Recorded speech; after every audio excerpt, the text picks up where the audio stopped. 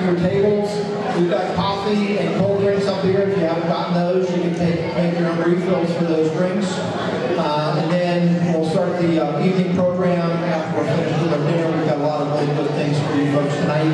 Again, thank you very much for coming. And Pastor Jeff, give us a blessing. Good evening, folks. We're glad you're here tonight. This ought to be a lot of fun, and there clearly in the conversation we've already started, and that's great. I just noticed that in the dinner instructions you gave us, one of our great honored guests, Reverend John Ross Thompson and his wife Bella, they're at table number 1. So if any of you want to stop by and throw a chicken leg at them or something, might be a good thing. So they're inspired over there. We are glad that you're here. How about if we return thanks to the Lord? Let us pray. God, one prayer doesn't really do enough to say thanks for all the things that these people in this room have added up to over the years in this church called St. Paul's. And it doesn't really do justice to those who come before us and who paved the pathways for this church. And Lord, even a celebration like we're having this weekend, as good as it is and as wonderful as it is, it really can't hold a candle to the thanks and the appreciation we owe to you for your presence with each and every heart, your presence in each and every soul, in each and every child, in each and every young person, and everyone who has made this such a special place. And Lord, we'll continue to make it a special place for people to find faith and life and service. And Lord, keep us always daring to reach out. We ask now that you would bless our time together, bless this food to our bodies as we share around the table. Lord, you do such good work around tables. So be with us tonight. Bless those who made the arrangements, those who've taken care of preparing the food. For that we give you thanks as well. In Jesus' name, amen. Amen. All right, table 40. Up and at it.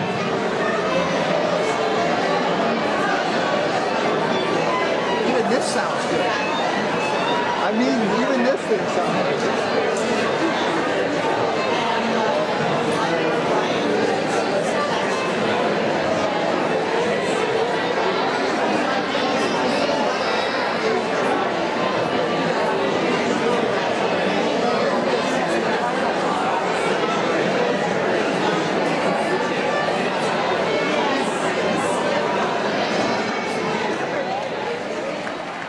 There are people in this room who have traveled all over the country to come back to this point right here where it all began. And now that I'm talking about it, is there anybody here who's been here for their whole lives from the very beginning? I know I'm one of those people. By a show of hands, who else is here? Oh, great, fantastic. A couple of administrative matters, too, before we start. When you leave today, every adult here gets to grab one of those coffee mugs out in the hallway on the table. And so this is going to be a great show, I really hope. I don't know if you guys noticed, but that was literally the hardest trivia I've ever seen in my entire life. If you hate the letter A, that was definitely the slideshow for you. A is such an arrogant letter. It always comes first and has to come first all the time. So we're here now to celebrate St. Paul's, and I think that there are people out there that think to themselves, you know, what is the United Methodist Church? Well, we're the second largest Protestant denomination in the United States. We are extremely inclusive. Everyone here, regardless of race, economic status, marital status, nationality, citizenship status, political affiliation, criminal history, gender identity, and sexual orientation, are welcome in this church always.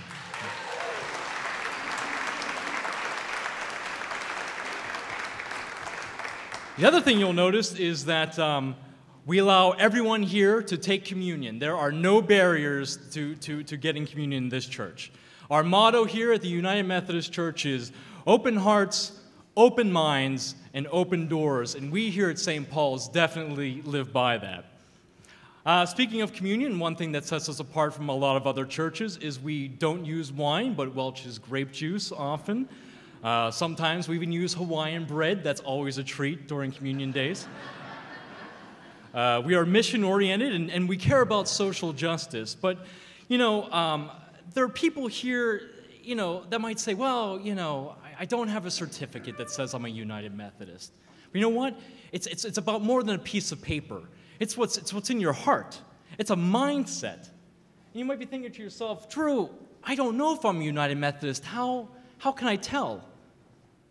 Well, here we go. This is for all of you people out there who might be questioning. You know you're a United Methodist if, we'll start with number 10. You've sipped Welch's grape juice from a plastic shot glass.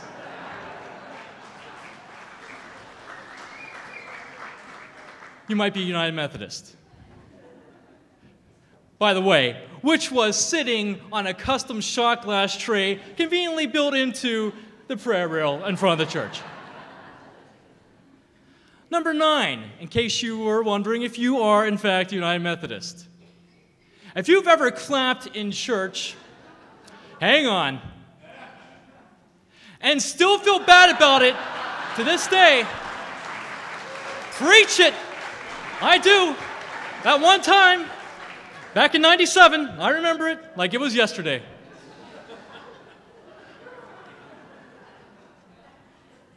If your family's name literally makes up the foundation of this church in a commemorative brick, and you know who you are, you might be United Methodist.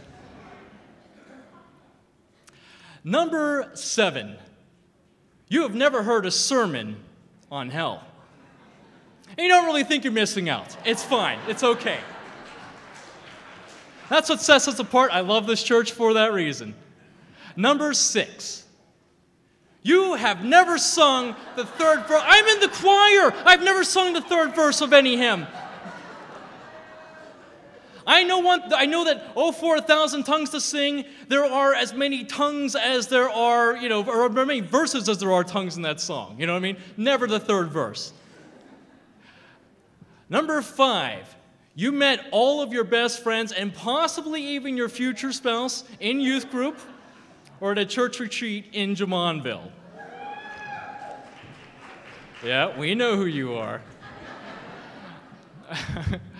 Number 4, you have never sung a hymnal or you've ever sung a hymnal that purposely excludes the pronouns he, him, and his when referring to God. So, my choir friends are like, yeah, definitely, that number 4, that should be number 1 right there.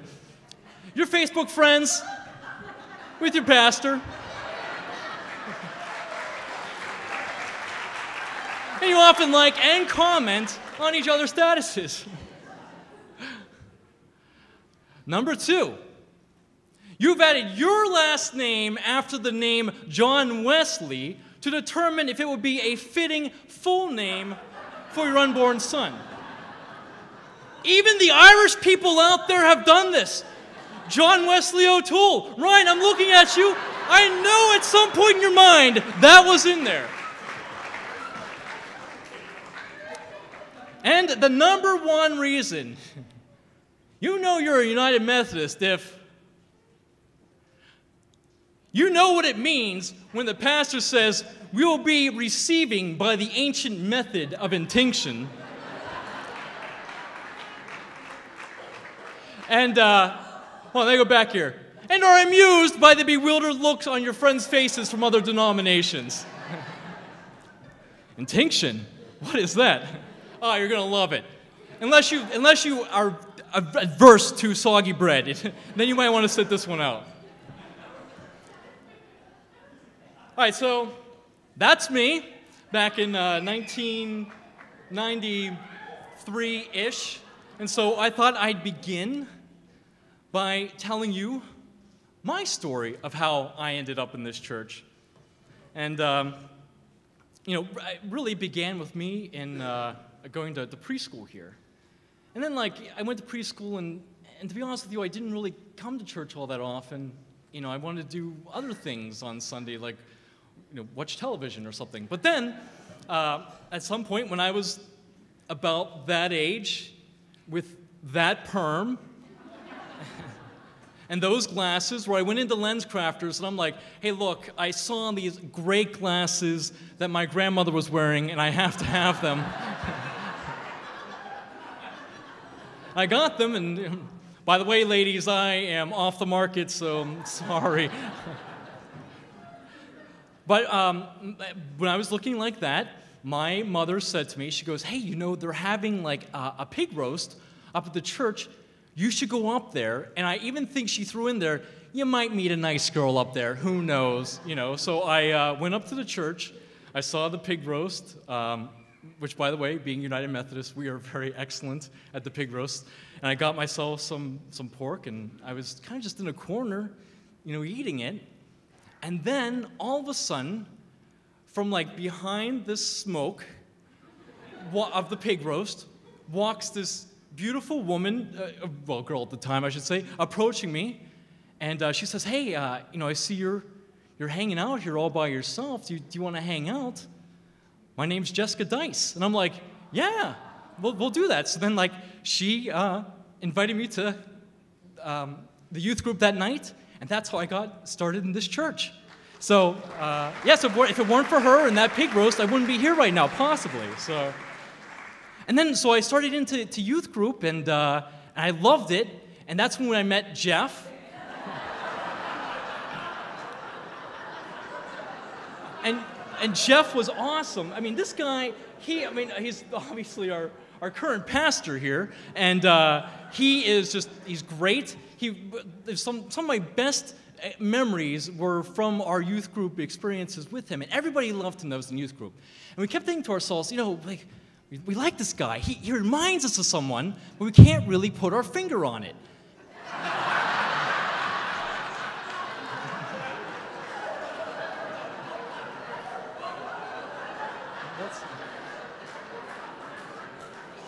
And it was a really good time. So that's how my church life began. But how did St. Paul's begin?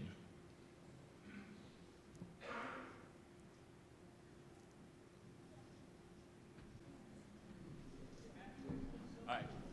We're working on it, folks. I mean, we knew there was going to be glitches. After you saw the slideshow for the trivia questions, we're like, look, it's only going to get better from here. You know, that's what I remember thinking. But you'll be happy to know I looked at these earlier today. And there is sound with the videos.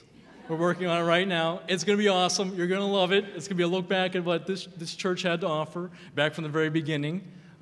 We sat around. We got a bunch of people from the church together. We were interviewing them to have them tell us their story about what they remember about this church. So this evening is going to be filled with videos like this. So. And she's not the only one I'm going to be mentioning tonight, by the way, too. I mean, everyone here is fair game. I'm going to be calling people up on stage. That's why this couch is here. We're going to have a real great interview session. It's going to be amazing.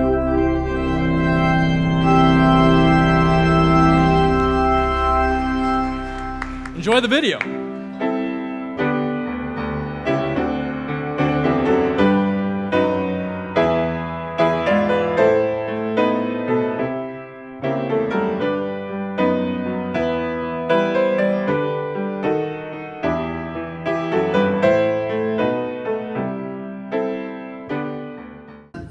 Is to start on June the 22nd of 1967, when there was a moving van sitting outside of my house, and the men were taking furniture inside and out, and a car pulled up on Post Road and stopped.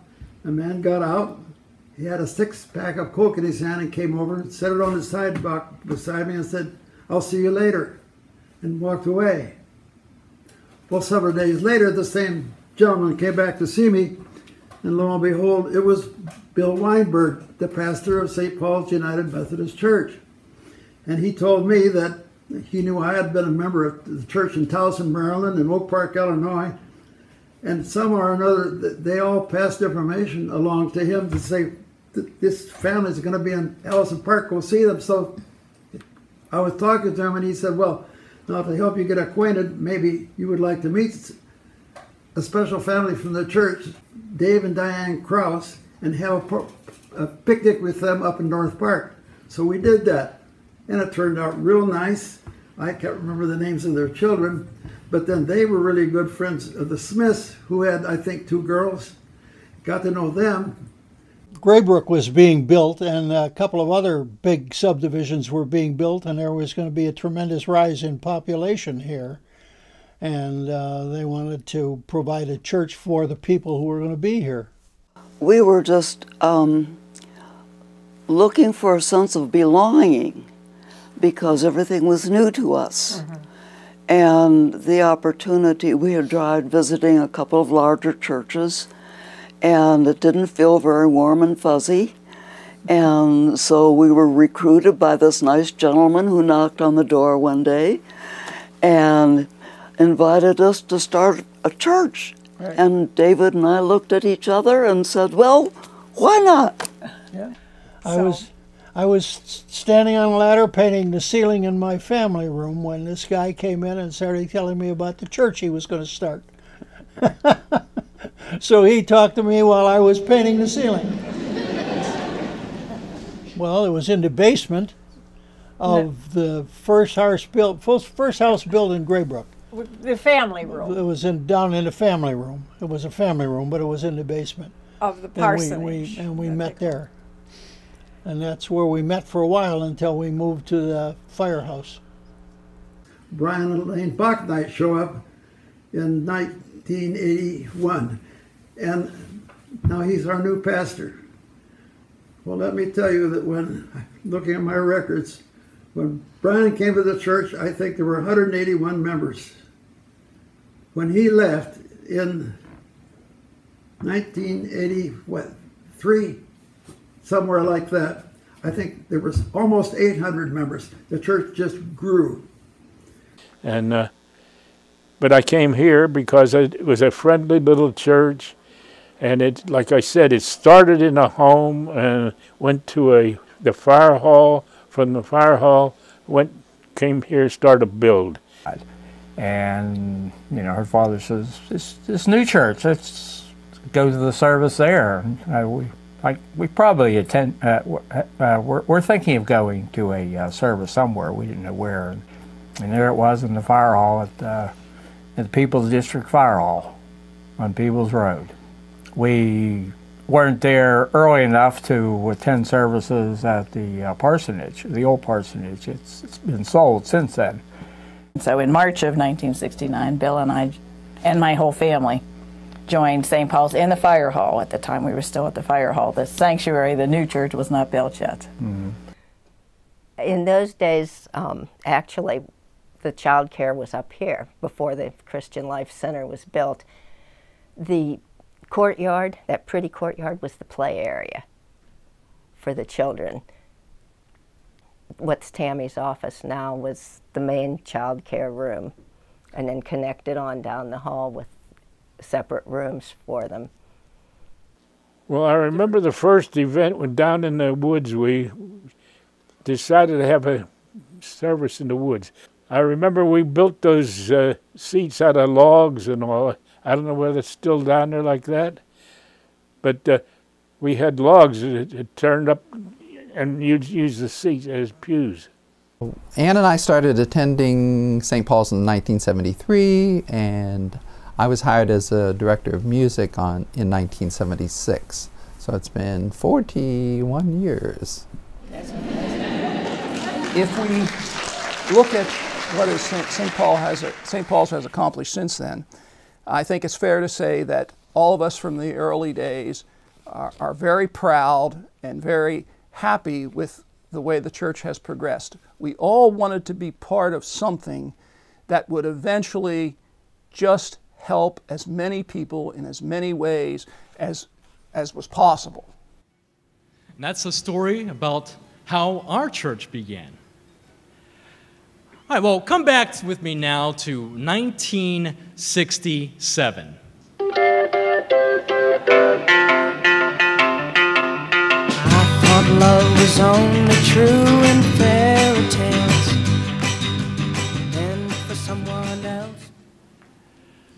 So as you heard, our church was erupted in 1967. And during that year, Lyndon B. Johnson was president. These are some facts about 1967. The first Super Bowl was played between Green Bay Packers and the Kansas City Chiefs. Muhammad Ali had his title stripped from him, his heavyweight title, for refusing to induction into the U.S. Army. The cost for a gallon of gasoline was just 33 cents. The Beatles released their album, the Sgt. Pepper's Lonely Hearts Club Band, which is one of their most acclaimed albums of all time. In June, the Supreme Court ruled that interracial marriage must be made legal. And coincidentally, a popular film at that time was Guess Who's Coming to Dinner, a film about an interracial couple. So, this was the era of Woodstock, the era of the Vietnam War, and it was the dawning of a new era of Protestant religions. And on April 23rd, 1968, the Methodist Church and the Evangelical United Brethren Church merged to create a new church, which is now the United Methodist Church. And in fact, I've been told that the current location where we are now was given to us by the Evangelical United Brethren Church in 1967. I don't know if this part is true, but I like the story, so I'm going to assume it's true. And that the parsonage home was given by the Methodist Church at about the same time. And so if that is true, what that means is that the two churches actually helped to bring us together at about the same time they brought themselves together and merged, which is really amazing.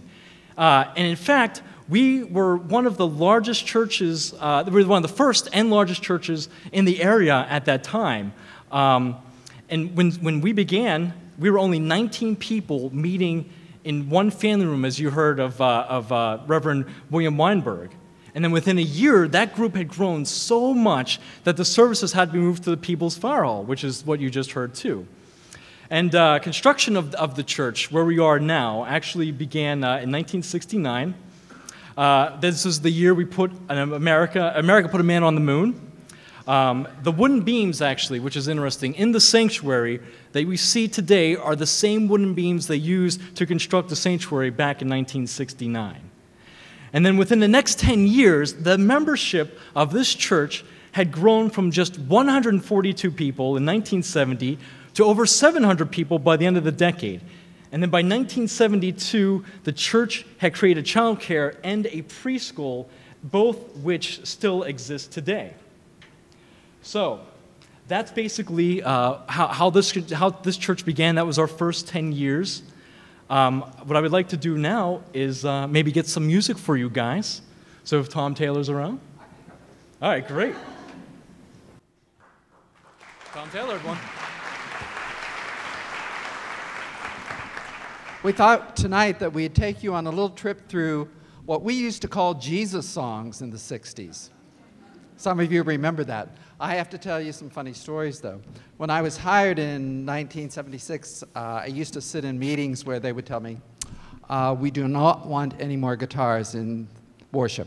Okay.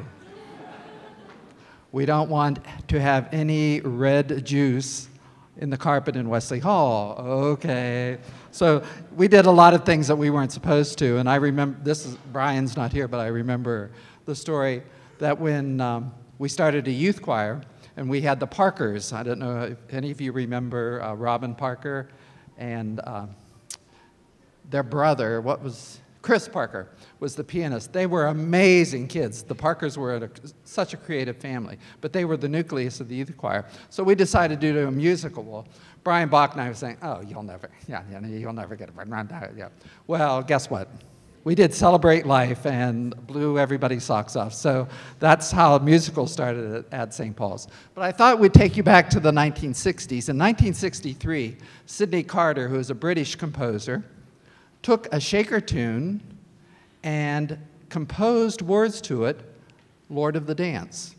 And in his words, he sees Jesus as the piper calling all of us to follow him. And he said he was so surprised when it actually became popular in Christian churches because he said when he wrote it, he thought they would hate it.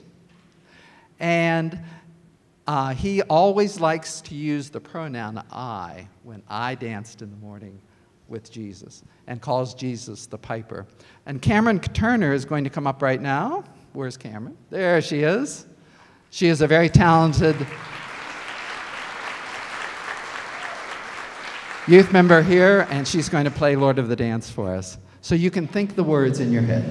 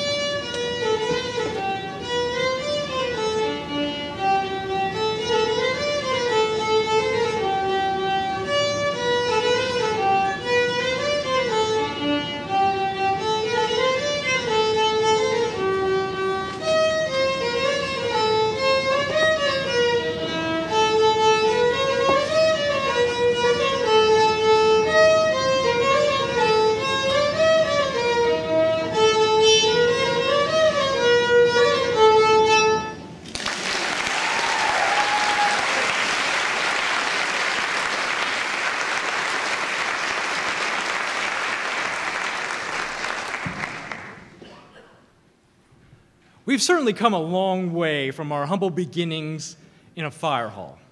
In fact, there are even many stories surrounding the construction of this very building, and here are a few of them.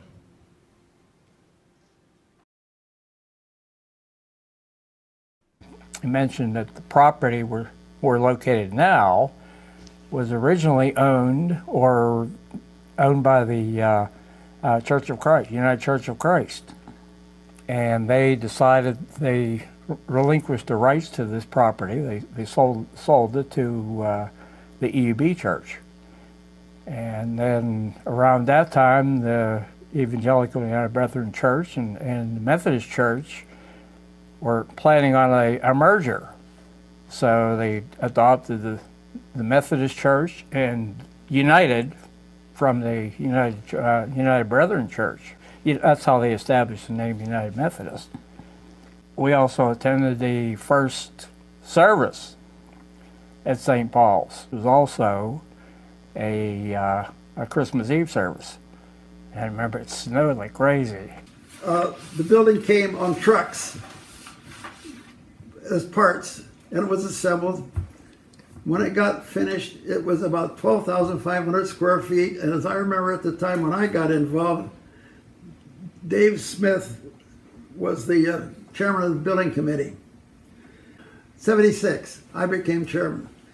And one of the things that happened then was that we added a pastor's office and some classrooms. In the early 80s, we made a big addition where we put in Wesley Hall. We reversed the sanctuary and made the church a lot bigger. We came in '86, and the church was growing, and it was at the point, getting to the point that we literally, there was where we're sitting, used to be a broom closet right out there, and we literally were taking the chairs and tables out of that room and using it for a Sunday school class for the kids. Then in 1992, just as Ron Holine came into the church, a building committee was formed. Fred Logan had approached me one Sunday and he said, "I want to talk to you." And he says, "I've headed the last two building committees and I don't intend to head this one. I want you to do it." We hired an architect. Steve Kupchak was his firm was the architect.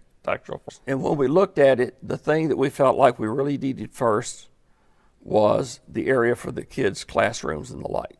so the next thing that we did was we did the upper story of the, built the gym. Once we got that pretty well taken care of, we then went to the sanctuary. And for those that are new to the church, the beams that you see that hold the ceiling up and the like, the outside of those beams used to be the absolute outside wall of the church. So what we did was added a 3-foot aisle on either side and then moved the walls out. That was finished. We did finish the sanctuary in time for Christmas of like 2001. That building committee that I worked with was absolutely fantastic. Whether it was that time or a little bit earlier, that the famous cross was put up in this chancel. And I can't remember the name of the woman who paid for that, but wouldn't let anybody know her name. And I'm not even going to look for her name because she moved down to the eastern part of Pennsylvania, and I saw her down there a couple of times. But she was a real nice lady, and she had worked for the ketchup company, Heinz Ketchup Company. So that kind of fills in what happened to the building all along the way. That's the one thing that I'm really proud of and happy about this, is that we got all the building done. This was designed to have the preschool there and the child care there. And I think Nancy and Georgia Couch had a lot of input into what was there. The choir room, interestingly, the choir room has been all over the place. We were behind the sanctuary, in the old sanctuary. We were in a classroom, which is now, then it was changed into Leah's office, and now it's out part of the reception area. We were back in the chapel for a while, which is the current chapel, and now we have a nice, wonderful music suite over near the back of the building. The thing that I most appreciate about the building's growth is that it's been encouraged us to invite outside groups, that we're a community resource, that the building wasn't built just for St. Paul's people and St. Paul's ministries, but for outreach to the community and to outside groups. So we really appreciate that. Now we are going to move into our, actually I'm going to say that we're going to move into our next decade, 1977.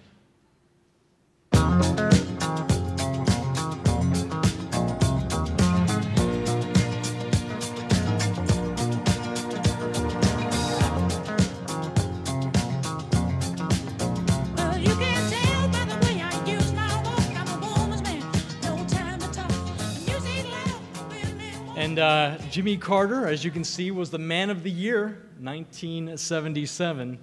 I also forgot to mention at the previous slide in 1967, the Person of the Year there that they named at the beginning of 1967 was the people who were aged 25 and younger, and they called those people the inheritors.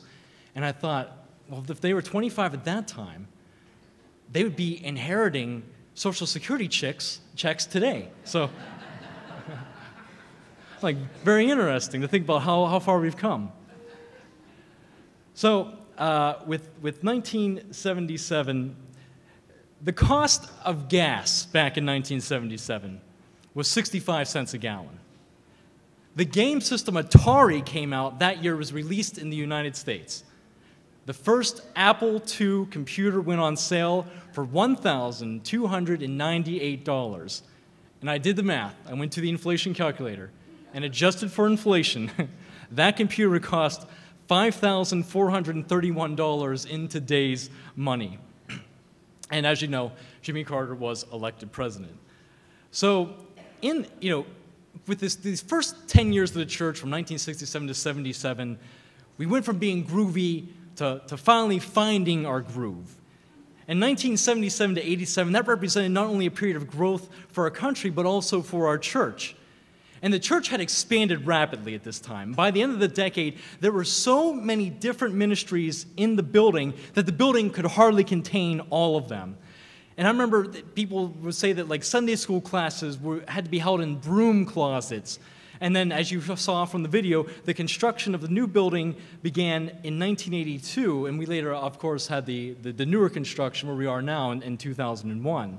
And then construction was complete in 1983. But when the construction was complete, when they had that first service, I've been told that it was so full that the ushers had to bring in chairs. So the church still was not big enough for how fast we were expanding. So what I want to do now is bring Tom back up here for a second music piece. I hope you guys will like that. Well, as Drew said, we moved from being groovy to finding our groove. Well, you heard me talk about guitars. Well, the 70s were all about guitars. And there was a song that almost everyone who grew up in youth group at that time sang. They sang it outdoors. They sang it around campfires. We sang it in the Chapel of the Woods. We still sing it in the Chapel in the Woods. And you remember Fred talked about that? It was built. Some people here don't believe me when I say Brian Bachnight started that service down in the woods, and I was there. So if I don't look real enthused about still doing it 40 years later, you'll know why. Now, this is a song that many of you may know, so if you feel the urge to sing along, especially, I'll shout it from the mountaintop, you know what song we're talking about. Pass it on.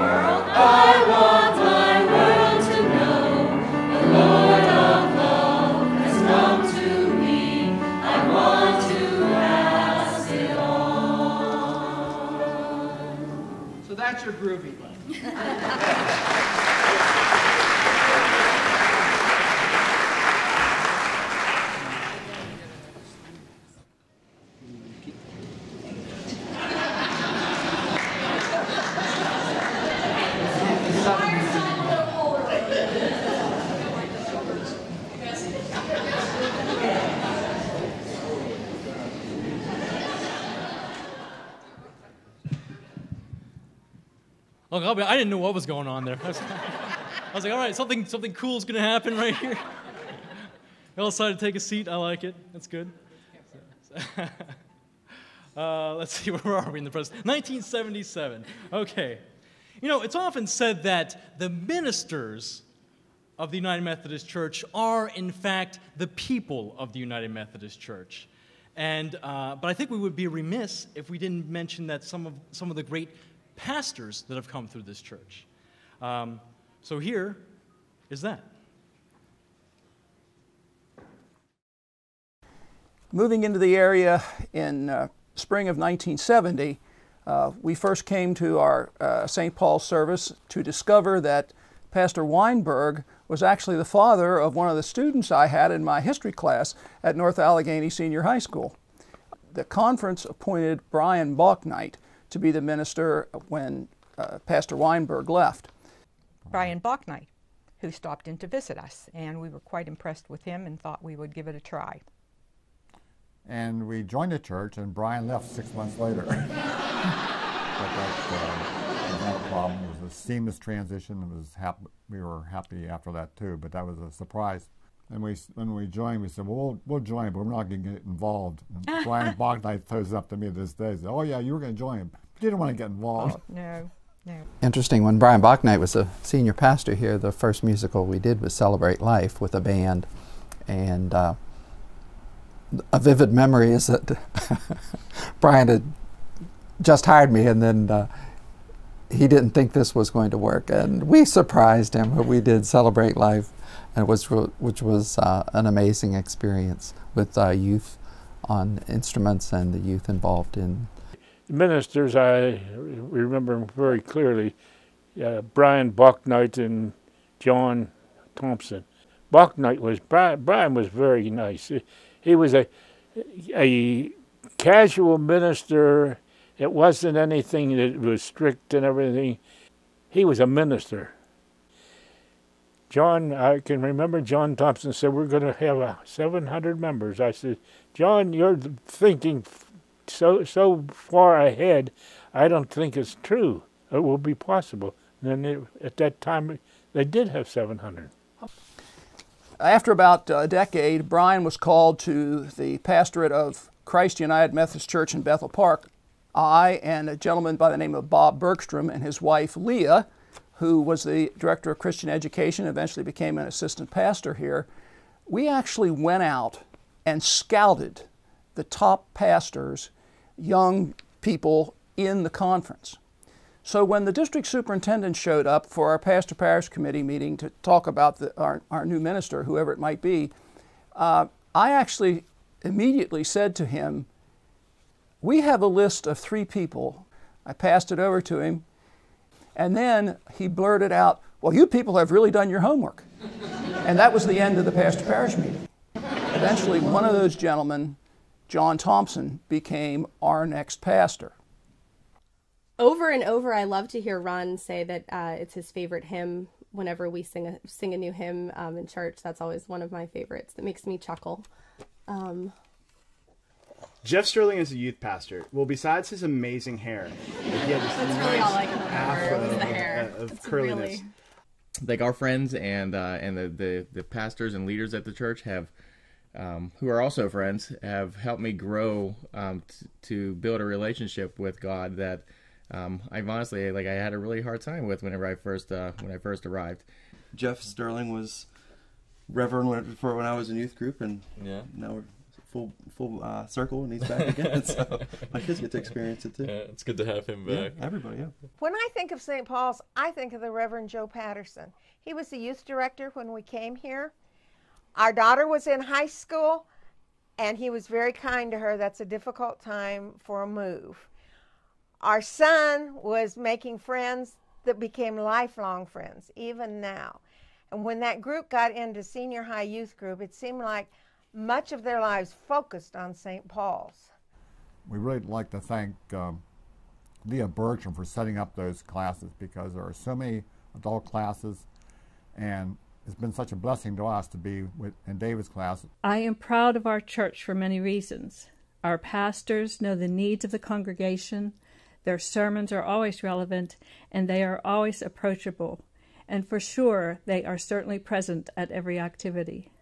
Well, I wanted to thank all the leaders of the church, the pastors, the associate pastors, the youth pastors, and of course the staff. They've all done a wonderful job. And over the last 50 years, we're hoping it continues for the rest of our families throughout the next 50 or more so years.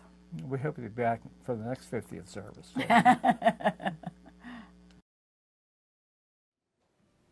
We definitely have some great pastors in this church.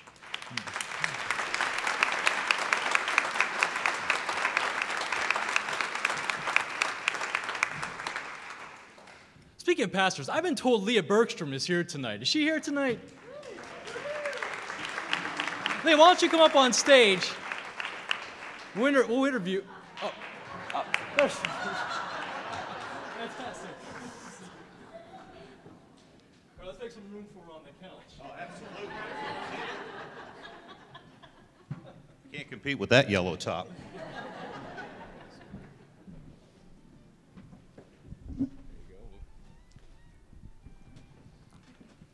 We'll see if we can get Leah to tell us about her story. So, all right, let's start at the very beginning. How did you get involved with St. Paul's? It was John Thompson's fault. We were at Jumonville. Bob and I were counselors there, and we saw John Thompson, who was an old-time friend of Bob's. And John said, why don't you try, he said, where are you going to church? We said, a Presbyterian church, and he almost had a heart attack. And he said, well, why don't you try St. Paul's? And we said, we did, and we didn't like it.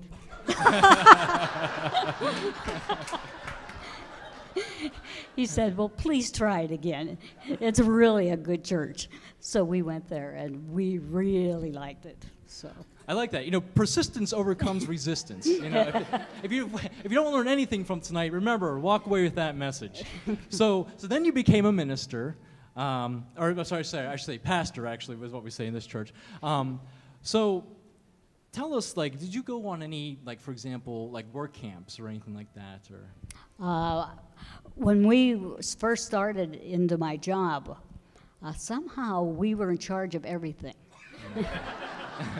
I was an associate, but whatever the senior pastor didn't want to do, you know. So Bob and I even were in charge of the youth group for the first year or so. And we went with a youth group and some other adults to Redbird Mission down in Beverly, Kentucky. And I was going to just work my fingers off down there. I was so excited about going. The first night we had a softball game before we started work. And I think I broke my finger playing softball, catching the ball. And so we ended up in a hospital down there. And while we were there, they brought in a farmer who had fallen out of his field, his cornfield, because it was all mountains, and that's where they would plant their gardens, up on the hillsides. So I didn't feel so bad after that, and I did try to help carry beams and things like that to help build a dentist's home, a home for a dentist. This was going to be their first dentist that they had down there. So. Wow. So you basically, that week, it'd be moral support because your finger was broken. Right. I did work my fingers off. So you come to St. Paul's. This is a newer church at the time. I bet you love the fact that nothing ever went wrong here. Nothing. No. It was an exciting place to be, but we were in a baby stage, and babies fall a lot, and things happen. But we had a great support staff all the way through. Every new senior pastor that came in, every new staff person came in. We were a tight-knit group, and when we had those horrible flaws, we were able to cover them real well.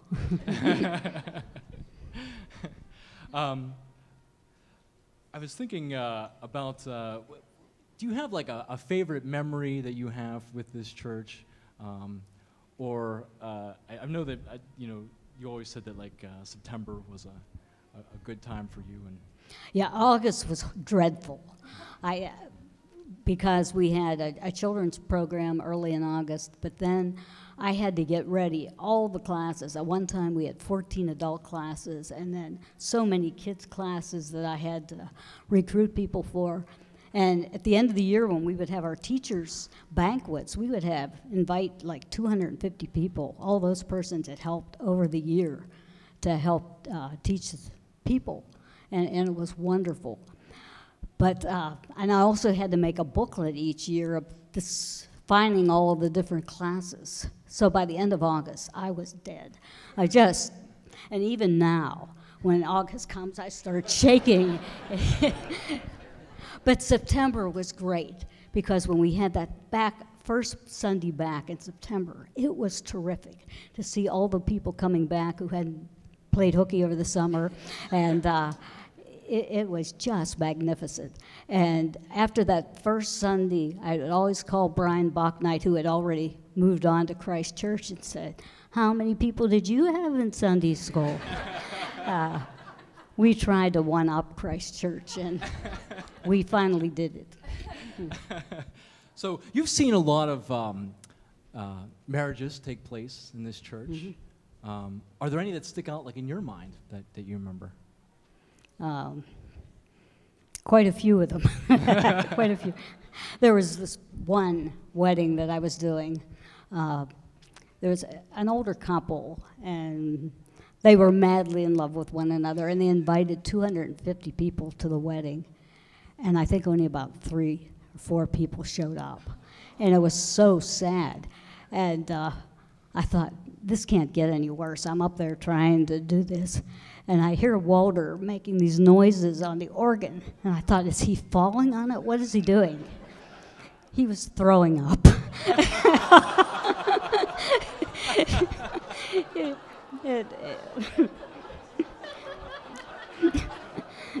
And that wasn't the worst wedding I ever did either. You know, they say that actually if it rains on your wedding day, that's good luck. So I can imagine these people were probably winning the lottery. You know? Right. I remember Walter really well. He was an interesting guy. I think that he was a purveyor of wild animals. Too, yeah. Walter was great. And he's still, if you ever see him on Facebook, has all these little animals he's looking at and all. One Sunday, I remember, he was sitting back there behind us, and in between the times he had to play, he had a lot of little tiny baby bats, and he was feeding them out of a little nursery eyedropper. And he did that often up front. Always a good time. Right. I think it'd be hard to concentrate when if you look behind you and see an Right. organist feeding bats with a little medicine. Right. Many things happen up there that you people all don't know about. Well, it was definitely a lot of fun. I know that I always enjoyed your sermons when you had them. So, but thank you very much for joining us up here. If there's anything else you want to say before you leave? One thing happened this morning that Glenn Nelson reminded us of. One time on a Sunday evening, we had a special program honoring John Wesley, and Bob dressed up as John Wesley, and they asked him to ride down the sanctuary on a stick horse. And it was quite funny, and Glenn said he has never been able to take that image out of his mind. Thank you. Leah Bertram, everybody.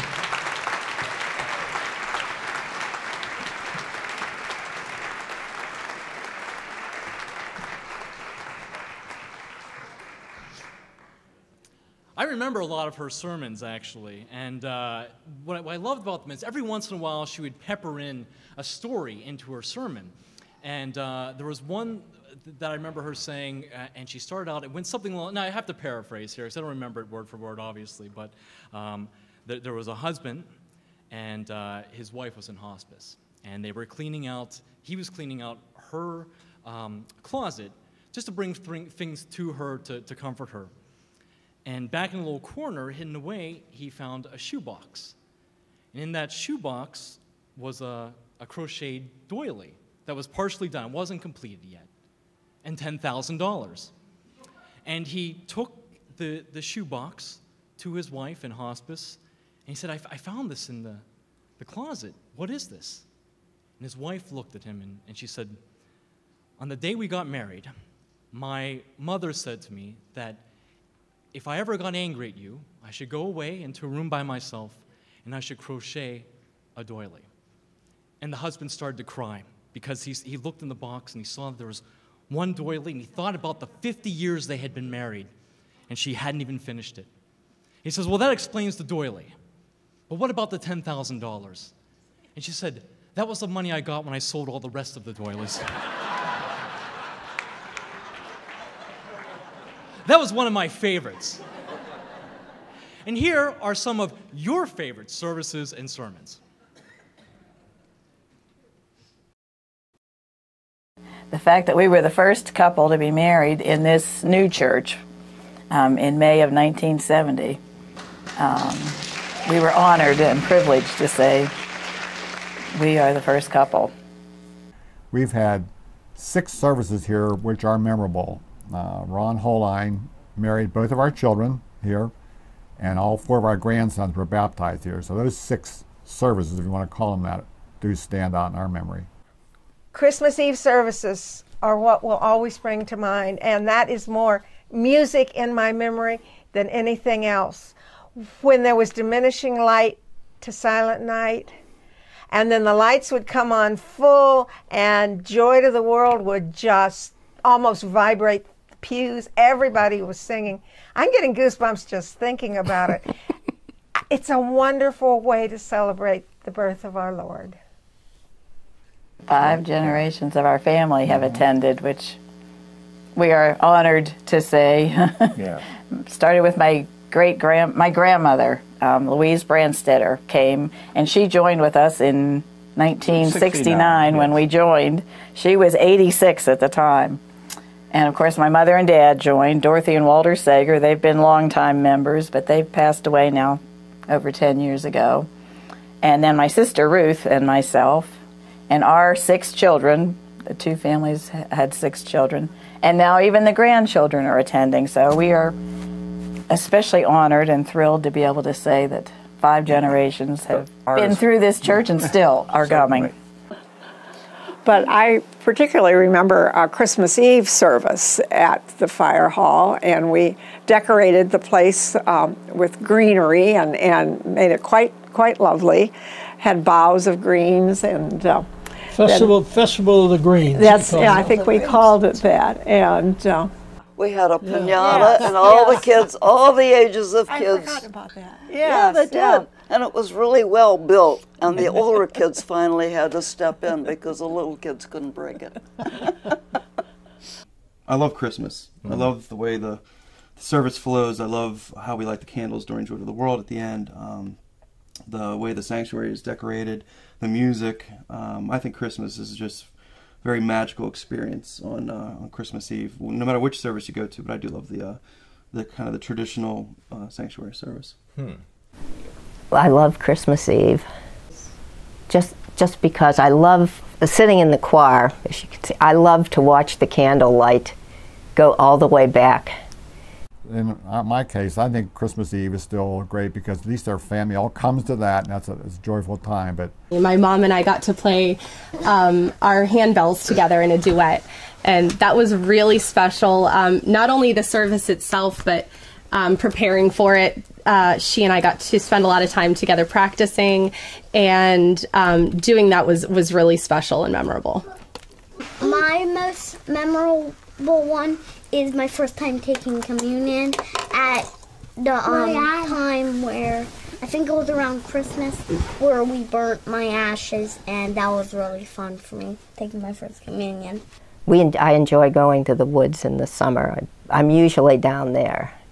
My favorite church service is Chapel in the Woods. It's so unique. It's so different than anything I've ever been a part of, and it's incredible to be with nature and to think about how Jesus would have preached in nature, and to be there in that environment and hear all the sounds is cool. Well, my favorite service I've ever had is with the youth group when we went to Pittsburgh Project. And on the Wednesday, it was homeowners night, so all the people that we were helping came. It was memorable, and I won't forget it. My favorite service, I guess, would have to be Chapel in the Woods, but honestly, I like that because it's quick.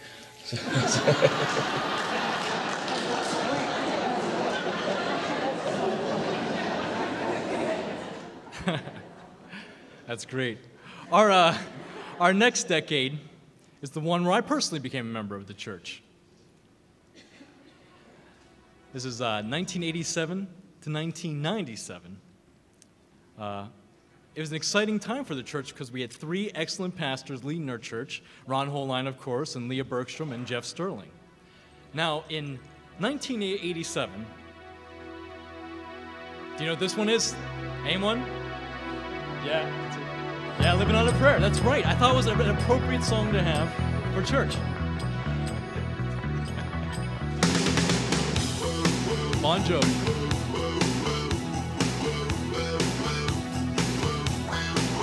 I also had to add the Dirty Dancing. That was the year Dirty Dancing came out. My sister made me watch that movie all of the time when it got on the VHS because we had like basically 2 televisions, and so it was really awful. I did not like the movie at all. But Gorbachev was the Man of the Year, and then also the next year, I thought this was interesting. Time magazine had Endangered Earth as the planet of the year, and that was when we first really started to care about what was happening to our Earth, to our environment. Also in 1987, the show Full House debuted on television. And that is also the year when President Ronald Reagan said, "Mr. Gorbachev, tear down this wall." I think we all remember it, if we're old enough, obviously. But also in our church, we were changing. Our worship styles evolved, and we were offering many different services at this time, including the informal Saturday night service, which if you haven't been to it, I love it. Later, the Boar's Head Madrigal Festival kicked off with the Advent season with a mix of music, drama, and abundant good cheer. In 1992, Ron Holline became the pastor, and St. Paul's celebrated its 25th anniversary. And at this point, St. Paul's was the largest, the 11th largest United Methodist Church in the Western Pennsylvania Conference with over 1,200 members. And one person who was there during those times was Diane Zebrine. Is she here tonight? She is here tonight. Why don't you come up and tell us your story? Give her a hand, everybody.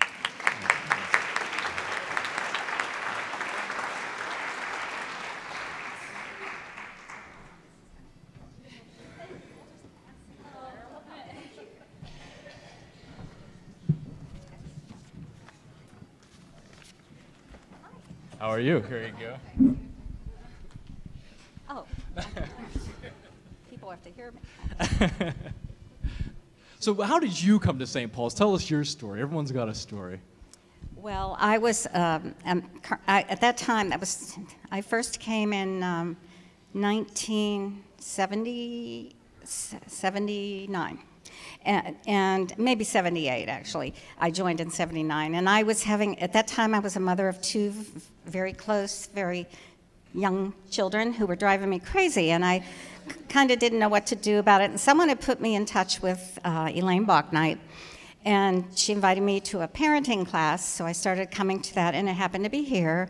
I met a lot of women here, and then we had a picnic at the end of the sessions. I think it was at Joan Rockwell's house, I'm not sure, but I remember Joan being they're here tonight.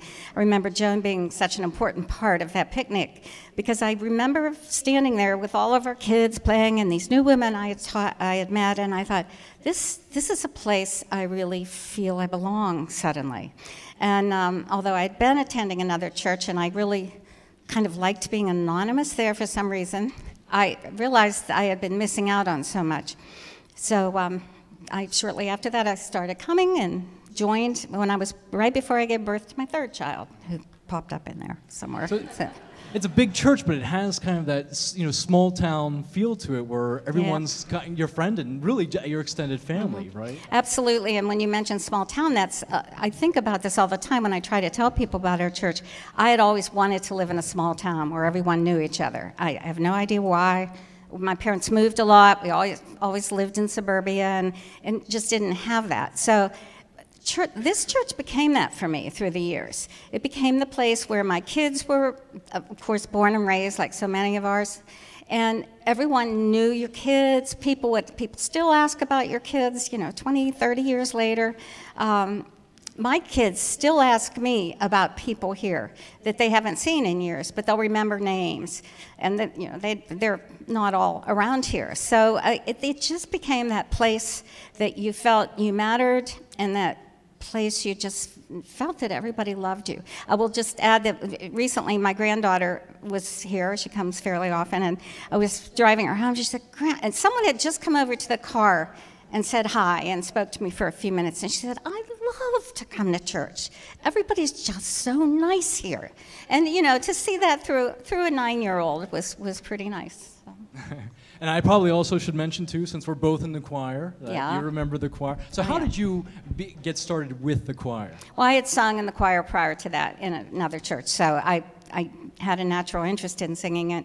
And I finally joined right after I had my baby, and but I was too scared to come the first Sunday we were to sing. I was just so nervous, and it was so silly. I just sat out there in the congregation, and then one of the members of the choir, Pat Duvall, came up and asked me, "Why weren't you with us?" And I said, "I just was a little nervous," which was silly. And she said, "Oh, don't be, of course." So it does take that personal encouragement, and she just said, "Come, we want you to keep coming." So here I am, all these, 38 years later, I think. To be fair, sometimes I actually sit out in the pews too and look up at you guys when I'm too afraid. And we're all probably annoyed with you, yeah. That happens. But I'm glad that you joined on your own. I know that, and this is a true story too. When I brought my wife to the Christmas party we had, and I was introducing her to everybody, I can't remember who it was, but they came up to her and they said, "Terry, do you sing?" And she says, "No." She's like, I don't really sing. And she goes, "Oh, well, that's okay. That's not a requirement to join the choir." That's true. It was a hard sell. How do you say no to something like that? Yeah, it's impossible. That's very true. Yep, but thank you so much for coming up here, sure. sharing your story. Diane Zebrine, Thank everybody. you. Thanks. Put this down here. During this time, the youth choir sang and wore out 2 volumes of Amy Grant's hits. As you may recall, Amy Grant was called the queen of contemporary Christian music in the 80s. And one of our favorites is Thy Word, which we'll sing for you tonight.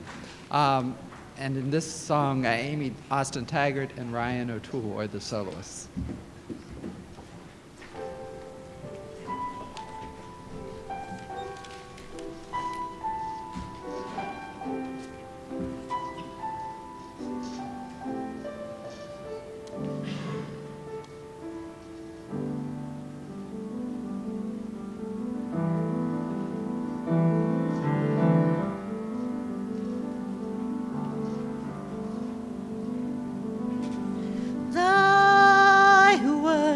Is a lamp unto my feet and a light unto my path.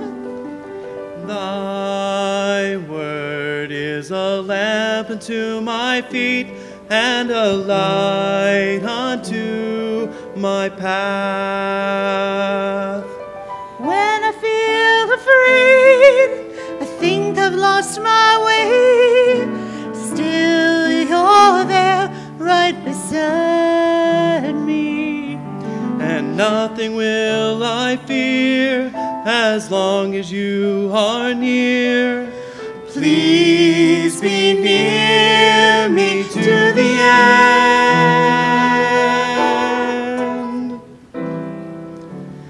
Thy word is a lamp unto my feet and a light unto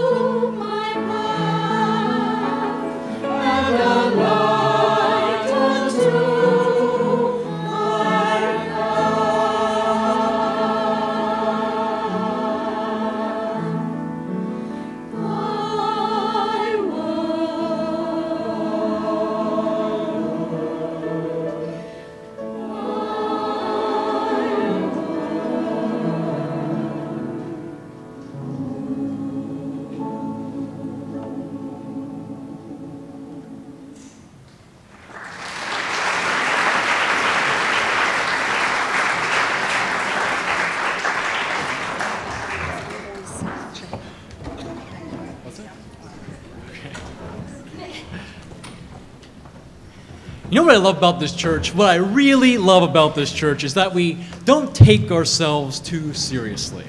Sometimes we have mishaps, sometimes things don't go according to plan, but we find a way to laugh our ways through it. Well, I have one funny story about the yard sale. One of our good friends, Buzz and Judy Davies, were here at the time, and he just bought a new suit and had brought it home. It was hanging not in the closet, but like outside the closet. And Judy thought he had put it out to bring to the yard sale.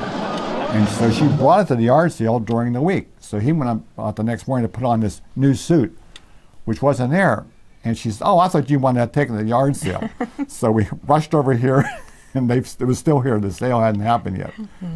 Right when we were singing the Angels We Have Heard on High, went into the chorus, and the fire alarm went off. In the fire hall.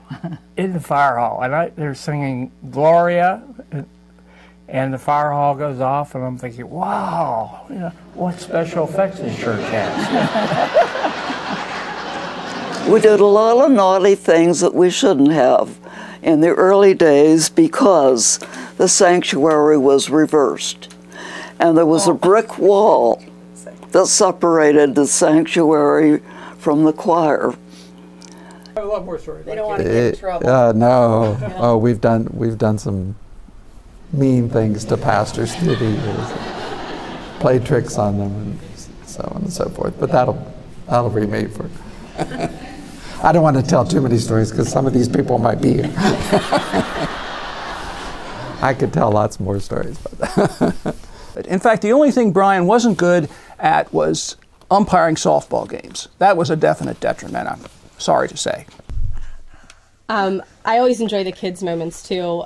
Poor Aaron never knows what's going to come out of their mouths, and so that's always a little exciting to wait and see what they're going to say. One time we were doing a play for the St. Paul's Players, and there's a really heavy fireplace on the stage. It weighs a couple 100 pounds. And at one point we had to run around the stage, and we ran so hard and so fast that the fireplace fell from the wall. It just disconnected from the wall, and it was loud, and it was pretty humorous after the fact. The other things that I could mention I think are more well known, but just to give you a feel for it, when the Losels donated their home on the property, which eventually became the North Hills Community Outreach Center, originally we changed it around to make the rooms into Sunday school rooms. So the adult Questers class, which still exists, originally met in the basement. When it rained, the drain was in the middle of the room. So we all would lift our feet, literally let the water run into the drain while we had our Sunday school class. But it was all part of the growth cycle here at St. Paul's. Oh, you don't want all that. Take out the best things. Don't keep the dumb things in. That's it. Turn off, I'm getting teary.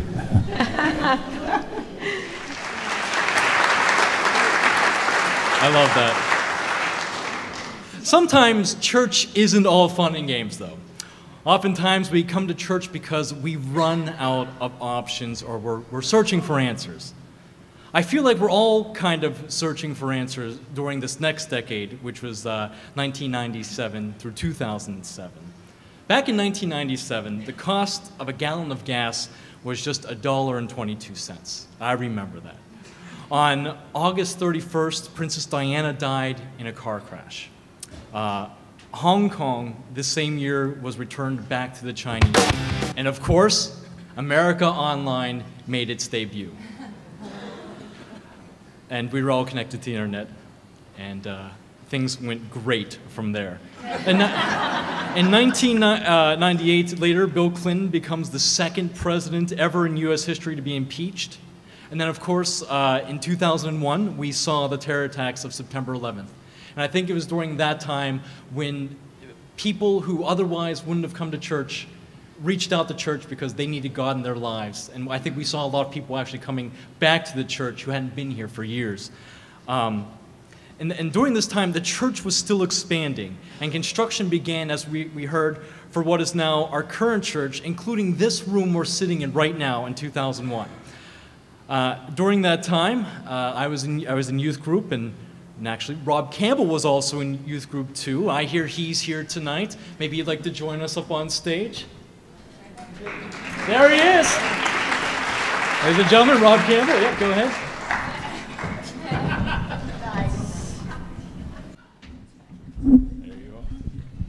For those of you who don't know, Rob is actually our current chairperson of the St. Paul's Council. So Absolutely.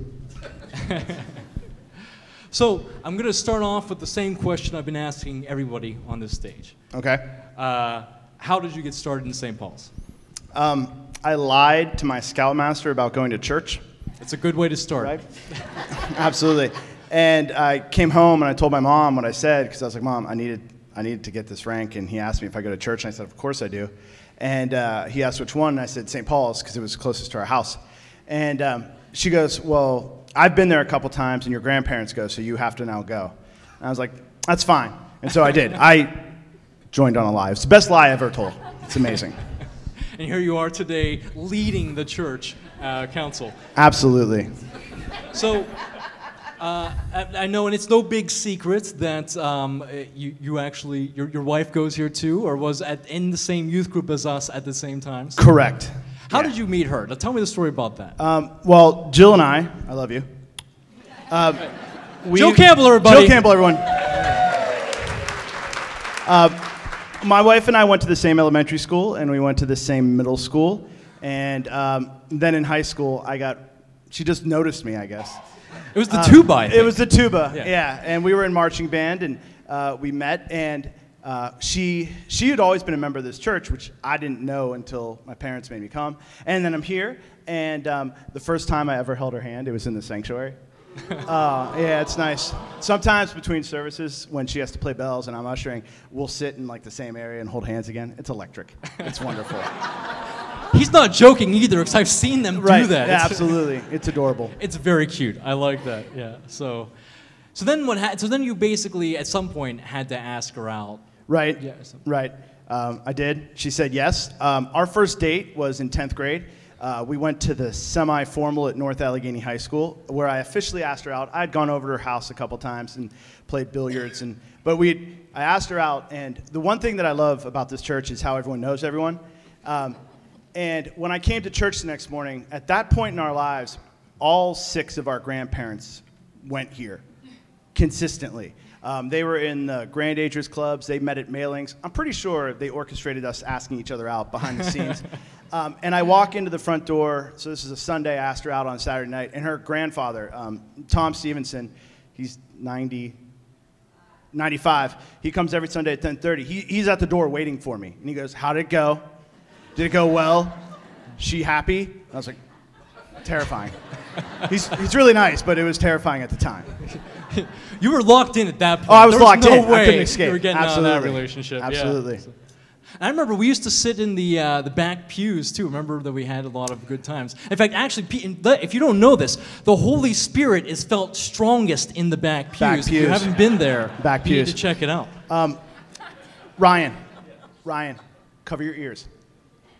Thank you. So where the tech booth is now, it didn't used to be there. I don't know where tech was back then, but the youth group, Jeff did a great job. He's not listening. Jeff did a great job, but we didn't have a TAMI program. We didn't meet in a room, so we took over the back 2 pews. That's where we were, and it was all of us. It was Chris Rady, it was the Dices, it was Ryan. Where are you? There you are. And we just sat back there, and we advanced Bible studied. We passed notes about the Bible. We talked about the Bible. That's exactly how my memory that happened. serves me too. We used to hold up cards that only Jeff could see when he preached, rating his sermons on a 1 through 10 scale. And he knew what we did. They weren't often 10 either. They weren't often 10s. I gave them 10. I'm going to heaven. I was much more the Soviet judge and low scored him. But what I loved, my funnest memory of that, we were sitting in the back pew, and Ron and Jeff had invited someone to come in. It was a guest musician. Tom probably is responsible for this too. And he brought a guitar, and he was playing this song, and he goes, I want everyone to sing bird songs. I want everyone to whistle like a bird. And you guys did, and they did. And then I'm going to blame Ryan for this. Ryan just let out the largest and ruined it. I mean, ruined it. People in the pews in front of us were laughing. The rest of us said, if he's going to do it, we're going to do it. It spiraled out of control at that point. It was unstoppable, and then there was like a wave that overtook the entire congregation. Absolutely. Yeah. And, I mean, besides my wedding and my son's baptisms, that is my favorite service. That was It's as if we could see the gray hair growing on Jeff's head. Jeff left like the next summer. That was he was like, I'm gone. That's enough. Always a good time, though. Always a good time at St. Paul's. But thank you so much for My coming pleasure. on stage Absolutely. and sharing your story. Absolutely. Rob Thank Campbell, you. everybody.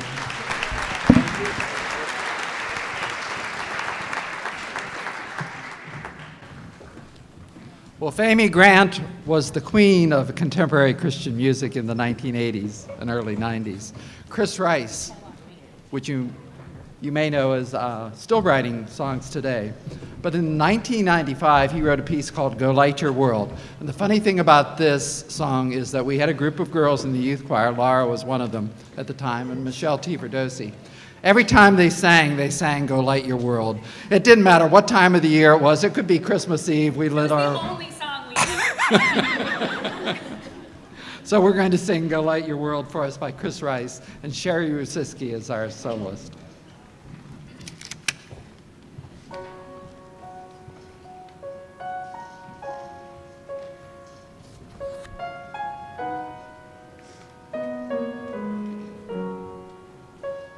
There is a candle in every soul, some brightly burning, some dark and cold. There is a spirit who brings a fire, ignites a candle, and makes his whole. Carry your candle, run to the darkness, seek out the hopeless, confused and torn. Hold out your candle for all to see it. Take your candle, go light your world. Take your candle and go light your world.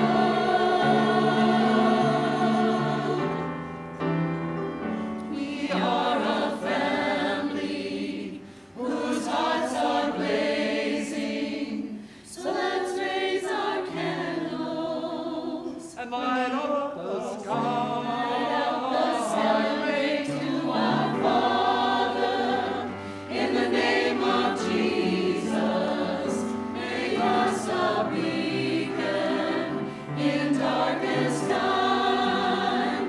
Carry your candle, run to the darkness, seek out the helpless, deceived and poor. Hold out your candle for all to see it. Take your candle, go light your world. Light your world, take your candle and go light your world. Light your world. Light your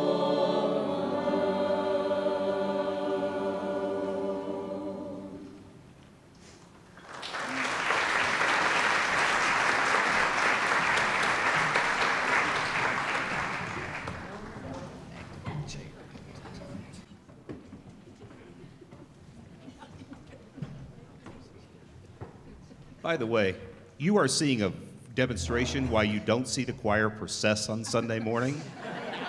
We are procession challenged.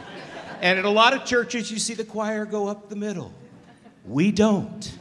We've tripped over chairs. We've tripped over many things.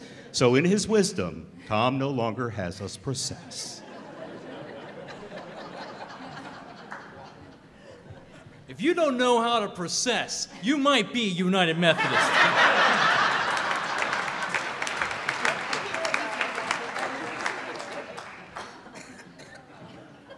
St. Paul's is not just a place where you can come to nurture your soul.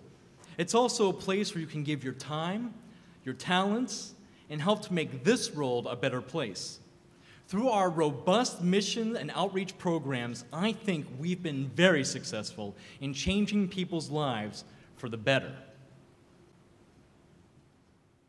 The church has been a real asset to the community over the years, there's no question about it. There is a definite provision that a certain substantial portion of the income from the church goes outside the church. And also people have served in various capacities outside the church. Like you worked with the youth ministry for so many years, and we help with the community outreach center. And so St. Paul's has made a difference in the North Hills, I believe. Yeah. There was a flood in Millville. Yeah. And there was a need. A lot of people lost their homes, had no food, had no way to support themselves. And at the time, the Thompsons were... The community outreach was just getting off the ground at that time. To put an addition on the church to be used for the community outreach. And then the community outreach moved to the existing building where it is now, the Losel Annex, and named after Walter and Olive Losel. He was a charter member. He was a church treasurer for quite a long time, and I was financial secretary. I volunteer at North Hills Community Outreach like to see what good they do. And it's always back to the floods here, and I think in the 80s. That what a blessing that's been to this whole community, and outreach like that is vital to a church's future, and I know St. Paul's will continue doing that. I was very active in the United Methodist Women for as long as we've been here, and that's a really far-reaching organization too for women. My mother, Roberta Williams, was welcomed so warmly when she moved here from Illinois. She too felt the love of this caring community. We both experienced firsthand the love and support of the women's ministry through the circles, the UMW, and volunteering in the original food pantry. Another service we provided to the community, and it was needed. It was actually Brian's idea, and he said, I think we could really use that here. Child care. Yeah, child care. Yeah, there have been a lot of people with formed a lot of relationships with the people who worked in the daycare, who then came to the church because they were new people and it was a welcoming place. And I think one of the neatest things this congregation does is have a yard sale. Not so much for the money it raises, that's nice, but the camaraderie of the team that works together on the yard sale, and the hilarious stories that evolve out of the yard sale. And there are people, members here up here for the yard sale, you don't see them in any other activities here, but when the yard sale comes up, they're all here. And it's just a wonderful brotherhood, I've almost called as the yard sale groupies. Also during the 70s, Marlene and Fife and I, we began taking down meals to Bethlehem Haven. It's a homeless shelter for women, and we did that once a month, and we continued with this for at least 20 years. I have enjoyed being the Wednesday receptionist at NHCO for the past 18 years, and during Pastor Ron's tenure, a reading program began on the north side, Manchester Elementary, and I've been the coordinator for that for 5 years. Last year, Pastor Jeff and Karen presented me with a Rita Berg Award. I knew Rita personally, and being mentioned in the same sentence with her was an honor. Rita always put the needs of others above herself. She was truly a lovely lady. We did mission trips, work camps in the summertime, but those were always fun. The youth trips were always a really good time. You may know us better by our acronym, our short name, NOMIC. We are in our 17th year, starting our 17th year this year, and we're a missions-based youth group that focuses on grades 3rd through 5, but we have members younger and much, much older. Doing different trips through Habitat for Humanity and then other outreach services. It was, as a kid, we have a very nice neighborhood and upbringing, and we're very blessed to have that, most of us. And then seeing some of these places that need to be, really rebuilt in some cases because there's just no means for the people who live there to do that. And experiencing that with friends and doing that at that age is just a really interesting experience and really eye-opening. And I always cherish those trips. This church has done a lot of great things. For me personally, I always love when I'm out in the community and someone mentions the North Hills Community Outreach, and I'm like, yeah, I've heard of it. I know of it very well, actually. So, St. Paul's, what you might not know, welcomes all walks of life, including thespians, singers, and handbell ringers. We definitely offer some of the best music, ministries, and theater, in my humble opinion. Music ministry is is really important to us. We've been working with Tom Taylor for such a long time. Yeah, we enjoy the music ministries a lot. Brings a lot to our worship services. Brian came, his wife Elaine took over the directorship of the choir. At the time, we probably had 10 people. And I remember the day when a fella by the name of Tom Taylor showed up and sat down in the tenor section. An immediate change occurred because now I had another person who I could depend on to put me on the note. We're not coming just for the music program, but Tom Taylor does such a fantastic job of using people's talents, and he uses it as a form of worship, not just as entertainment. It is a form of worship here, and Tom Taylor makes that very expressive. Started with youth choir and adult choir. At that time it was called the senior choir. I thought, isn't that a name? Senior choir. So I changed the name to the Wesleyan choir, and then we had an Aldersgate choir, and then we added handbells and added more children's choirs. So that's where we are today with the addition of a brass ensemble and an orchestra. So those are the groups we have currently. One thing is trying to make it easy for people to get involved and can do it on their schedule, that they don't have to feel that they're committing the rest of their life to this ministry. Music continues to be a vital part of worship here at St. Paul, so I'm grateful for that. What makes me most happy is listening to the organ, choir, adults and the children's, the handbells, and the brass ensemble. The other thing I'm proud of is that we have music of all genre, that it's not just one type of music. If you don't like the music this week, come back next week, because it'll be classical, gospel, jazz, all different sorts of instruments and types of music. So that's a good thing, I think, and it keeps people interested as well. So. George Crooks, I believe it was in the early 90s, started our drama dinners. He says, I want you to read for this part. He says, I think you'd be good at it. It was the fussy, stuffy lady of the church who didn't want anything changed. And I thought, is that the way he sees me? But I loved the part. The part was just such fun to play. So I was in about, I don't know, maybe 3 or 4 of the plays, and the group that we got together were really great. Ken Matika was directing at the time, and Dave Newhart, and George was involved.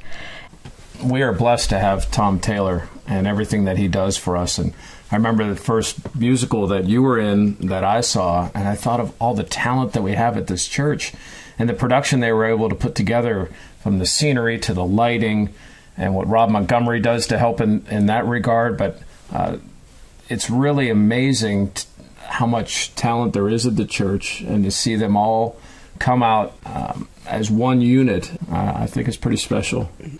I remember coming with my grandma to come see the St. Paul's Players put on a play, and there was a stage over here where the fireplace room is now and the staff kitchen. I've maybe been in 7 of the church plays. And I think I've been in 5 then, 5 church plays. Yeah. 2. That was 2 for Ryan. 2 for that I can remember.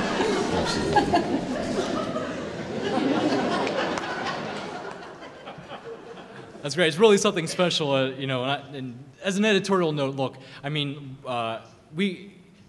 Tom Taylor is great. We could go on for 5 hours talking about like what a blessing he is to be a part of this church.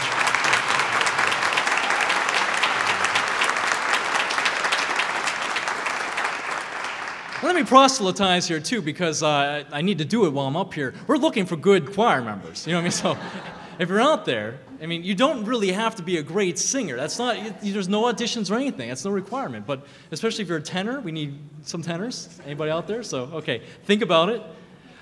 This brings us to our last decade, 2007 to 2017. This is where we pass the baton off to the next generation.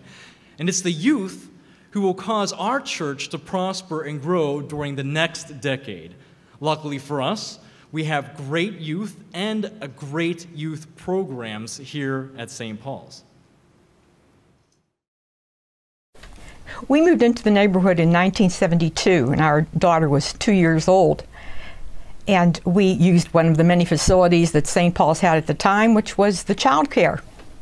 And then after child care, she went to preschool here. And I hate to say it, but it was the closest church near to us. So that's, with her liking it here, we thought we would give it a try. Irma Reel, I think her name was. Reel, she was a babysitter down in the nursery when our girls were very little. She was here for 25 years or something. They grew up with her, and she was just a sweet lady whom we adored. And of course, they came to Bible school. They didn't have cat camp at the time, but they both attended Bible school. And I taught at Pioneer Club. They had a Pioneer Club at one time. I brought them for that, of course. So yes, they learned a lot here, and I think made many friends as well, and that's why we've all stayed, and they have stayed as well.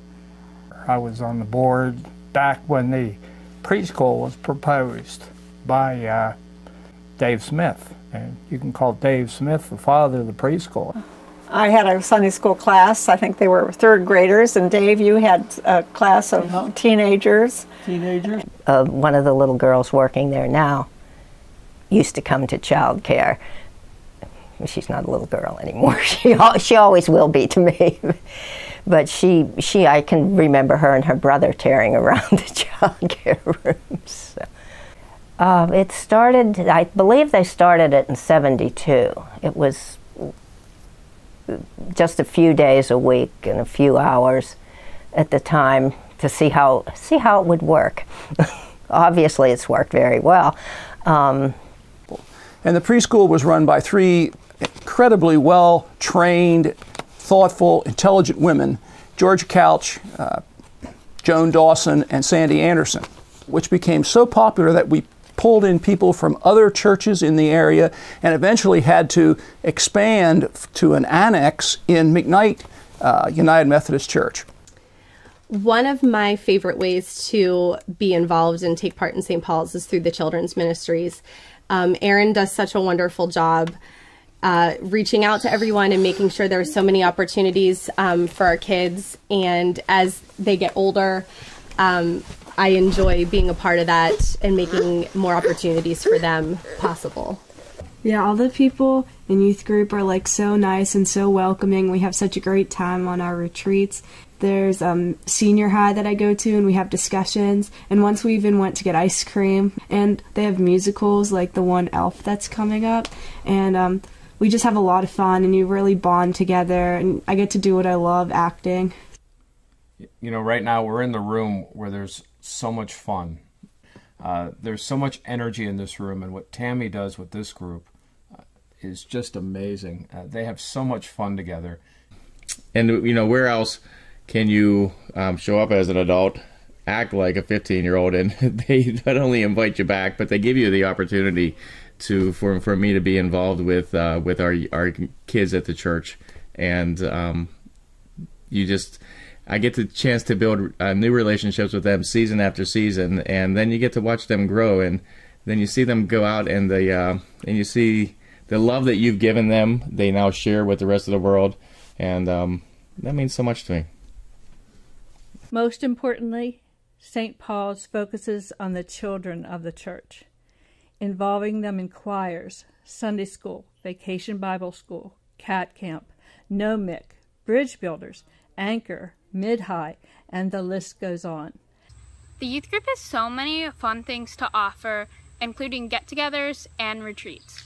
I go on many retreats, and it's just a fun time to connect with friends and really learn more about God.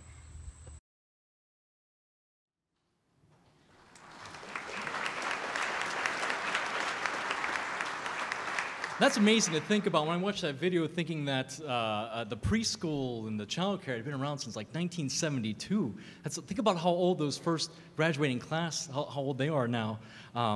But I was actually part of them, not in 1972, of course, but I went to the childcare here and to preschool here, and I remember I came home and my mom said, how do you like preschool? And I said to her, well, Mom, I like it a lot. There's this pretty girl named Lindsay O'Toole in it. And she's like, oh, really? She goes, I know her mother. And I'm like, well, you're not going to say anything, right? Because that was a secret between me and you, and I don't want that getting out necessarily. And but before I knew it, we were going to Walt Disney World with the O'Toole, so she must have said something I can only imagine, but that's a side story. But here we are now in 2007 to 2017. This is our last decade.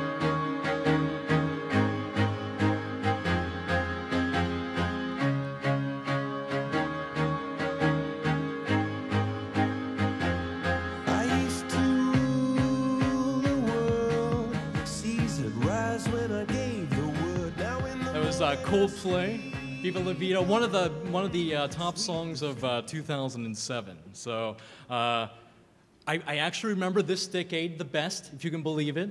So we saw a lot happen this decade. As you see, like on the left, there, Vladimir Putin was the Man of the Year in 2007, and then right at the end of 2016, our current president Donald Trump was the Man of the Year. So.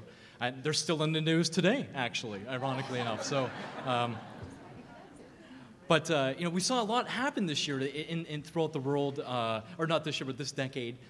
We elected, as the United States, our first African American president, in Barack Obama. That was really exciting. We saw the killing of Osama bin Laden, the mastermind of the September 11th attacks. I remember that very well. And then, the church also was growing too. And we had a very robust youth program to bring it back to youth again. And actually, after I had graduated from college, my mother, who, as you could tell, has been a very active part of my church life, always kind of pushing me towards the church, said to me, hey, you should go and talk to Tammy and see if you get involved in the youth group. I think you might like it. I think they might like you and all the experience that you can, bring to the youth group. And I did that, and I, got to meet a lot of people there. And one of the people I met was Laura Roth, who's here right now. Maybe she could come up on stage and tell us her story.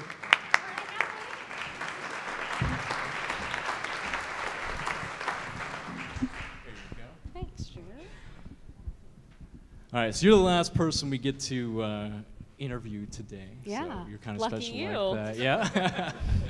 All right, well, so you know the drill by now. I'm going to start you off by asking you how you got involved with the church. Sure. So the short version of the story is I was born into this. You what? I was born in McGee Women's Hospital, so you kind of one-upped me on that one. Yeah. So my parents in 1987 joined the church. My great-grandmother was actually here at the beginning. We don't say she was a charter member, but she was here at the beginning.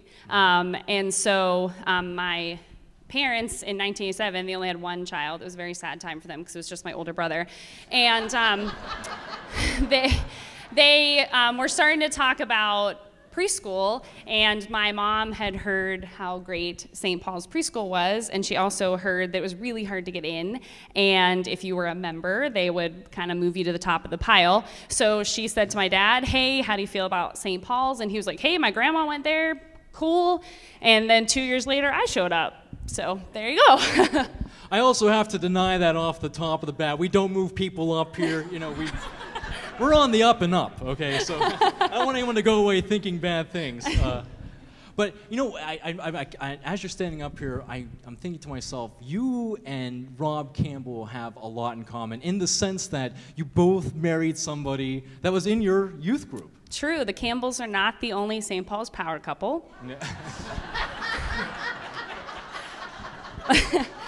Johnny Roth, my husband, is sitting in the corner over there, super excited that I'm up here. Johnny Roth, everybody.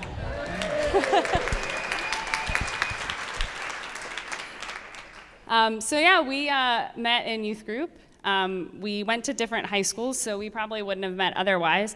We were friendly in youth group, but we weren't exactly rolling in the same circle. He was a jock, and I was a theater kid, so we really had nothing in common.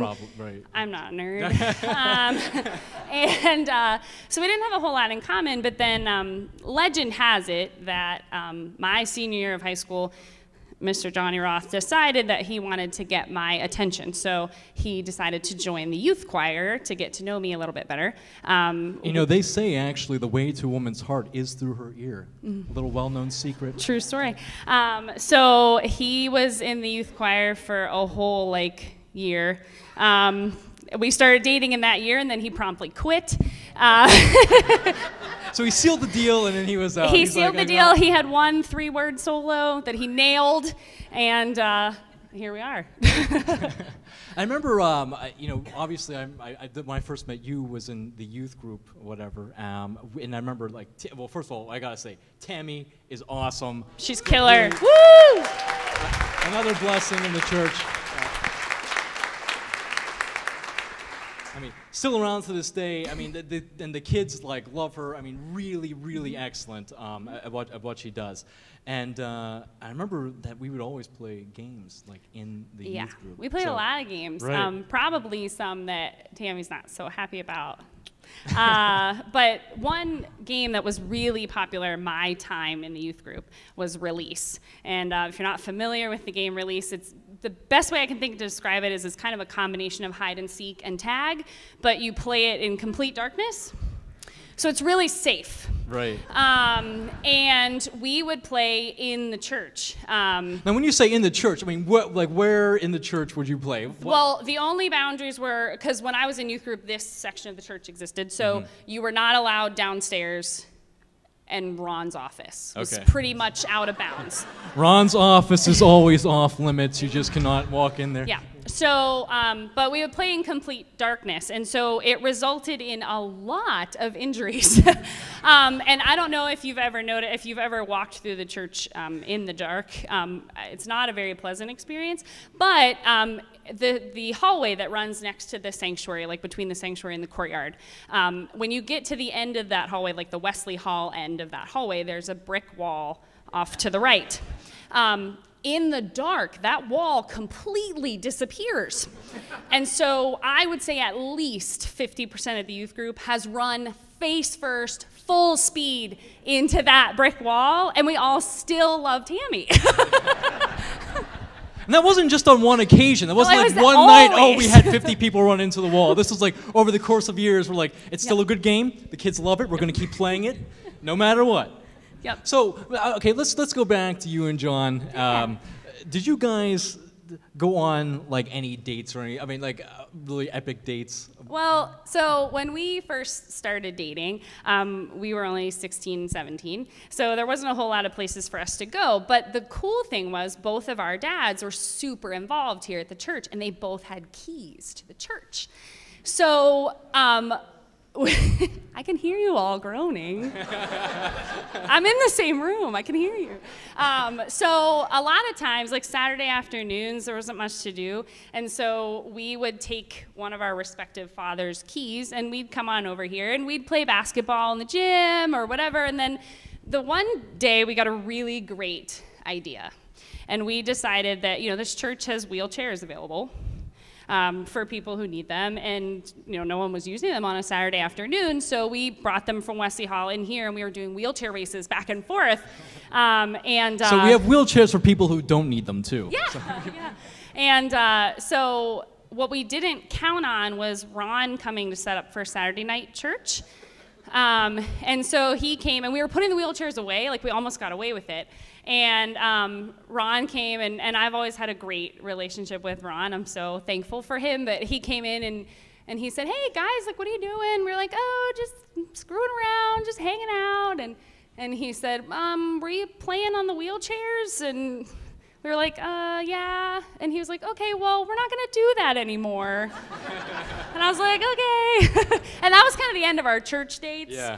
But that's how we got started. It's an epic way to end the church date. Though, yeah, it was a good way to end it. I think for your anniversary, you should come back here, and just for old time's sake, get a couple of wheelchairs out. No one's going to say anything, I promise well, you. So. Drew, we have the same anniversary. In fact, you actually we got put married the on the words. same day, not to the same people, but Right. we got married not on the to same each day. other, Not obviously, to each other. but and I got married in Virginia, and she's so lucky too, because it would have been a fight to see who was going to get we were married gonna here arm in wrestle the church. for it. So but actually, it's kind of interesting that you mentioned that, because we're Facebook friends too, also.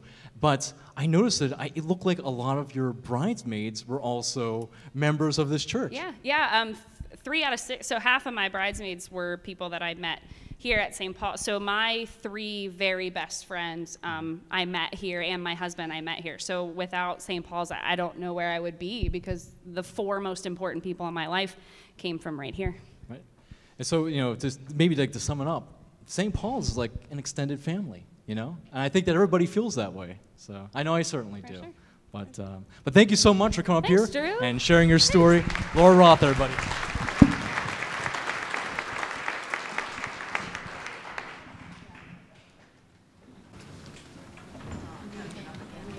So we've done Kurt Kaiser.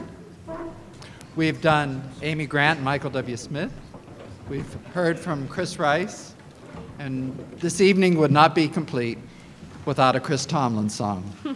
In 2006, he combined Amazing Grace with a psalm. Psalm 107 says, "Some sat in darkness and the deepest gloom, prisoners suffering in iron chains, for they had rebelled against the words of God and despised the counsel of the Most High. Then they cried to the Lord in their trouble, and he saved them from their distress. He brought them out of darkness and the deepest gloom and broke away their chains." Amazing Grace, My Chains Are Gone. Our soloists are Laura Roth and Jim Evans.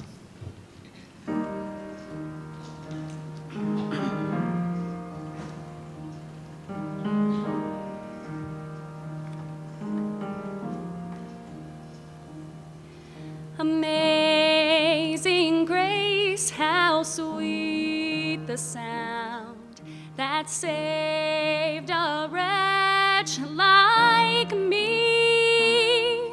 I once was lost, but now I'm found, was blind, but now I see. 'Twas grace that taught my heart to fear, and grace my fears relieved. How precious did that grace appear the hour I first believed. My chains are gone, I've been set free. My God, my Savior has ransomed me. And like a flood, His mercy reigns, unending love, amazing grace.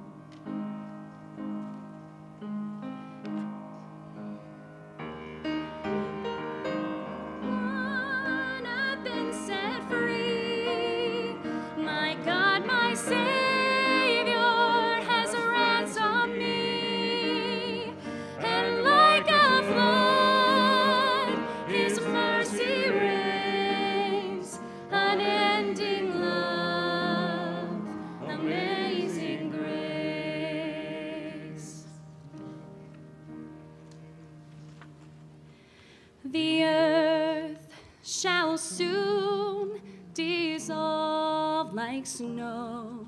The sun forbear to shine, but God who called me here below will be forever mine, will be forever mine. You are forever mine.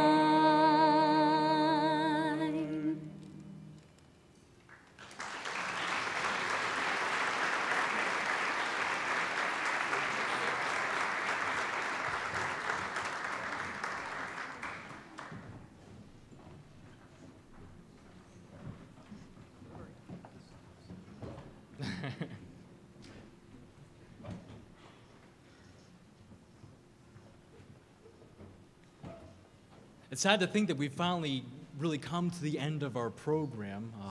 And really, it's almost just the beginning of the church is the way I like to see it.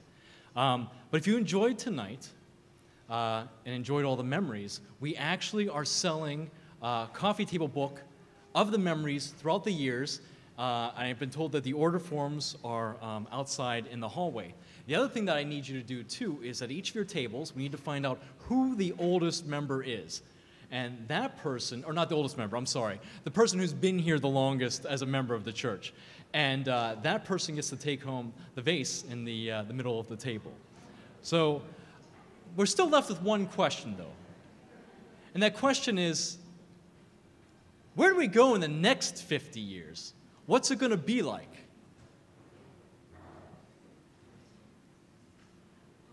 And here are some perspectives that we have from adults and from kids as to what the next 50 years of this church holds for us. We're going to begin with the adults. Our dreams for St. Paul's are happening all along in the past 30 years. We have been involved in the building programs, and it's like anything else. You build and others use it. So everything that we've done in the building program just gives us a greater foundation to expand and bring more people into Christ. St. Paul's has only begun to fulfill its mission. The spiritual leadership and compassionate congregation will continue to make St. Paul's someplace special in the lives of many. Well, I'm proud of the fact that the church has been here, and it's been a good 50 years, and when I think about it, it doesn't seem like it could be that long, and I hope that it will continue, which I'm sure it will, for another 50, 100, whatever. But it's, and I like to think we've made a contribution here to the community. Right, I think if I had to feel good about something, that would be it. Yeah, but just grateful for the 41 years that I've been here as director of music and now music and worship. I truly enjoy putting services together that enable this congregation to worship God and Christ and the Holy Spirit in many different ways, from our Saturday night casual service to our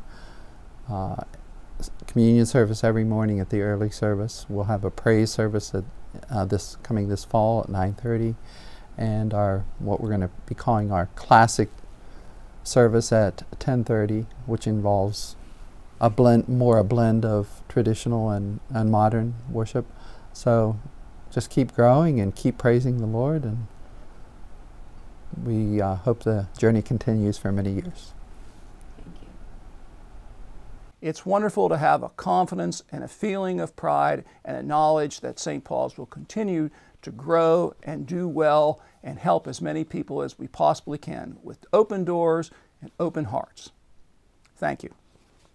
What do you want to do in the church in 50 years? You'll be 56 years old. What do you think?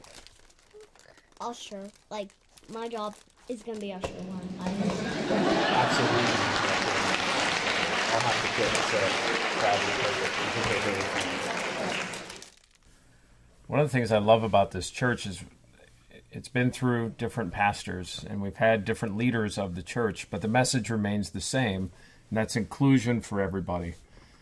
And I think that's what's so great about this church going forward, is with all the political turmoil and all the issues that our society is dealing with, is that we all can come together as a group, no matter what side you come from, no matter what the color of your skin is, no matter what your sexual orientation is. You can come to church and worship together, and I think that is going to serve this church well. And I hope that St. Paul's continues to grow like it did with that preschool that served the community, the way they served other churches that didn't have pastors in the community, just all the things that St. Paul's has done all of those years that's made people better. I guess that's enough.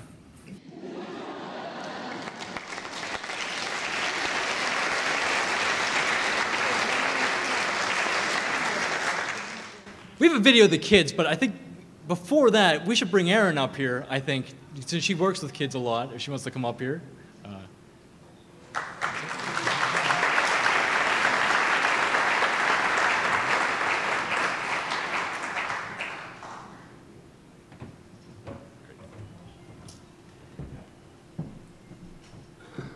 So I had a chance to talk with the kids about what the future of St. Paul's might be like.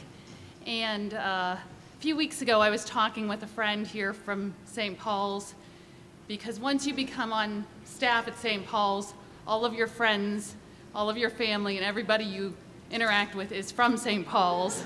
So I was talking with somebody, and she said to me, Erin, when do you think people stop thinking about the future and start thinking about the past?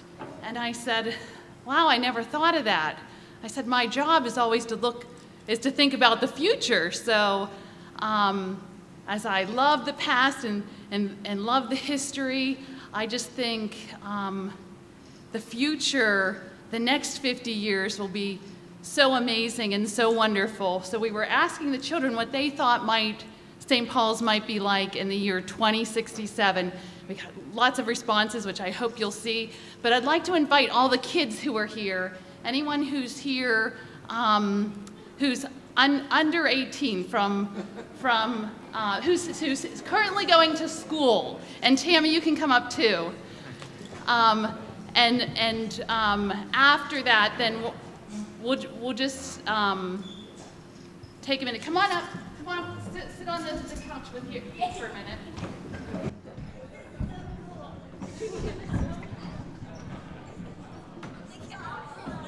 So as the kids are coming up, I'll just ask, because I know, do we have a 4-year-old up here? Any 4-year-olds? Any 5-year-olds? I'm 6. I'm 5. 5? Okay, so Milo, you're 5. Can you just lift your hand if you're 55 and out there, if you're okay with that? Because in 50 years, Milo will be sitting in your chair. And if you're 6 years old, and if you're 56, you raise your hand, that will be where Finnegan's sitting in 50 years. Any 6, 7-year-olds, raise your hand. My sister. And if you're 57, Kenzie, you'll be sitting in your chair. How about 8-year-olds? Any 58-year-olds? 9-year-olds? 10-year-olds? 11? 12, 13, 14, 15, 16, 16-year-olds. There's a few more, 8 and 11-year-olds. So our oldest was what, 16, 17? So if you're 67, you'll be trading chairs with Brian Slusser in 50 years. What a treat. Yeah. So we'll go ahead, Drew, and continue with what our kids have to say about the future at St. Paul's. The future of our church, ladies and gentlemen.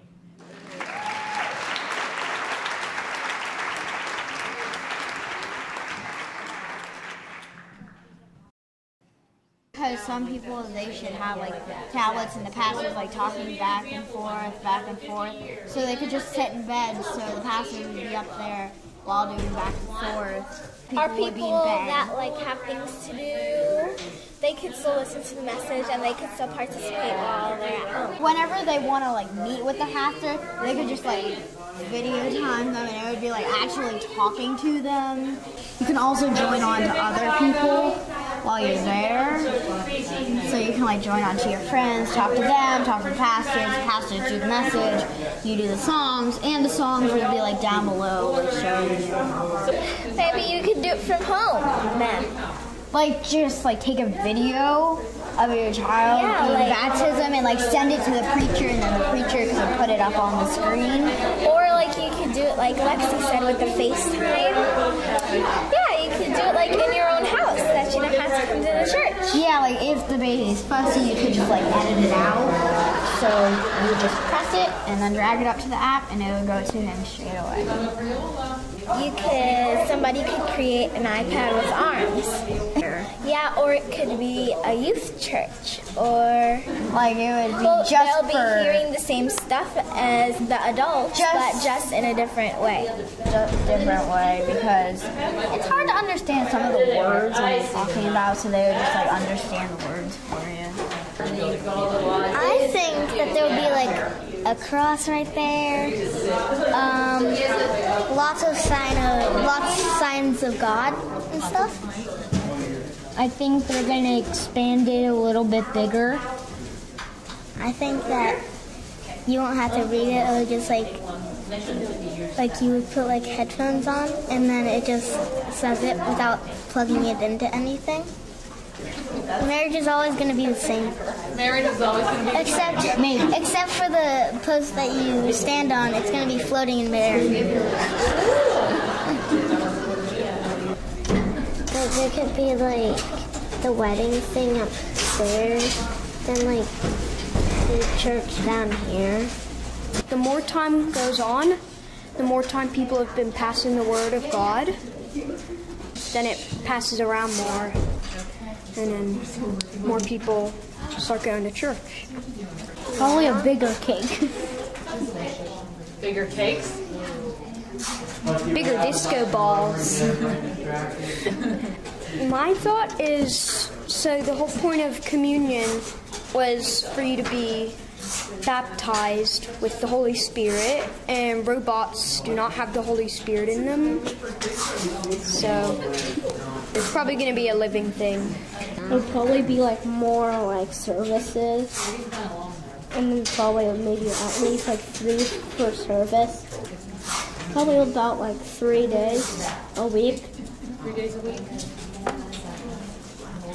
Maybe 5 the most. I think you're still going to pray the same way, because the whole point of praying is to have like time just with you and Jesus and God, not like with using your iPad or phone. That's because most of the stuff we've done in church has been the same as when people landed in Massachusetts Bay and started to colonize. Organ with pipe that you can actually see. Probably like more pianos. Away like all the old stuff, like the good old things, and they'll replace it with new things that aren't as good. Like, I'd rather hear a real organ being played than an electric organ being played. It's just beautiful to hear something that's real. I think there might be a bigger nursery. After a while, the organ, the piano, you need some different ones, like maybe a guitar having like a solo, or a viola, or something more than just that every day.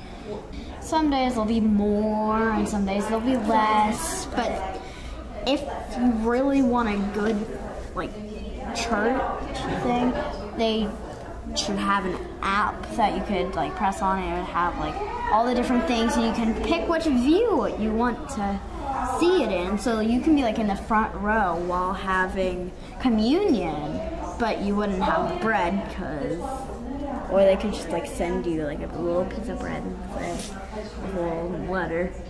If anybody's like an early bird, they can come in, have breakfast, have their coffee and stuff, and then go to church. Or if you want to sleep in, like my mom and everything, they can iPad thing if they wanted to do it in the morning, or they could just come in the afternoon. Sometimes they could come, but like if they're really tired from their week or anything that happened on their job, then they could just do it on the iPad so that they can relax in their bed. And like say it's like canceled at the church. But still like be in their like outfit for church, but like laying in bed and like comfy or in a chair. That maybe when the time comes, maybe we'll be the pastors one day. Yeah, but we could have a kids kind of like pastor, and they could prepare their own like kid-friendly message. Yeah, it would be like an easy subject though. The resurrection, that's an easy one. Christmas, another easy one. Christmas in July, we could do that with for the little kids, because that's the easiest one you could find.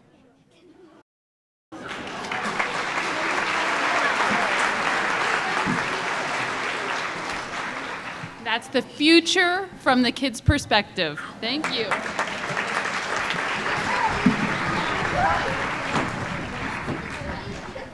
While the kids are leaving, I just want to say thank you for being here tonight. We're going to end our program tonight with a solo by Janita Michael. She sung this song several times for us in our Easter services.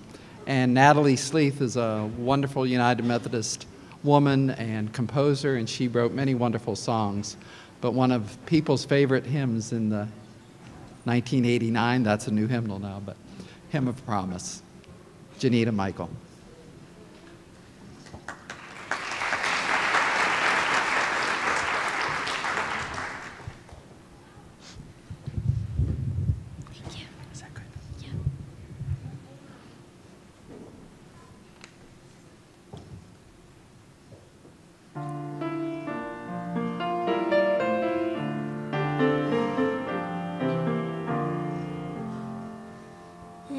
Above there is a flower in a seed, an apple tree.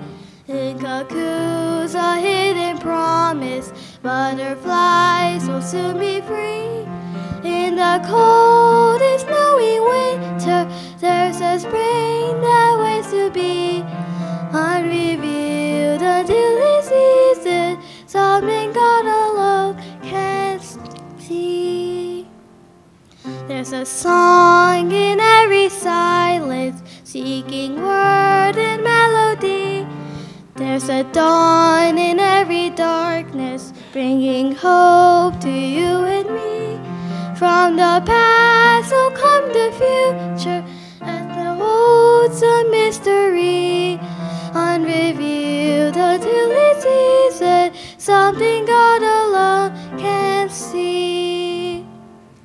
In our end is our beginning, in our time infinity. In our doubt there is believing, in our life eternity. In our death of resurrection, at the last of victory. Unrevealed until it's season, something God alone can see. Revealed until it's season, something God alone can see.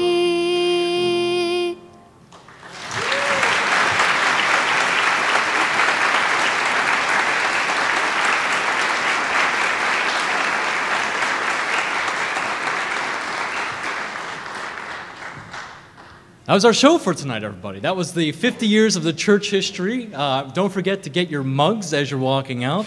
The oldest member of the church gets the vase in the middle of the table. And if you want a coffee table book, there is a sign-up form outside where you can do that. And guys, this night has been amazing. Thank you so much for having me up here. I want to thank all the people that helped put this together. I'm part of the anniversary committee. Tom, you were great, as always. And Elaine, thank you so much for coming too. And I want to thank everybody else who came tonight and everybody who's always been there for me. As an extended family, I really do love love you guys. The one thing I've always loved is that I can come to this church, I can leave my baggage at the door, I can come in here, and you're going to accept me no matter who I am. And you can't say that about a lot of other churches. So this place is very special, and thanks so much for making it so special. Thanks for coming out this evening.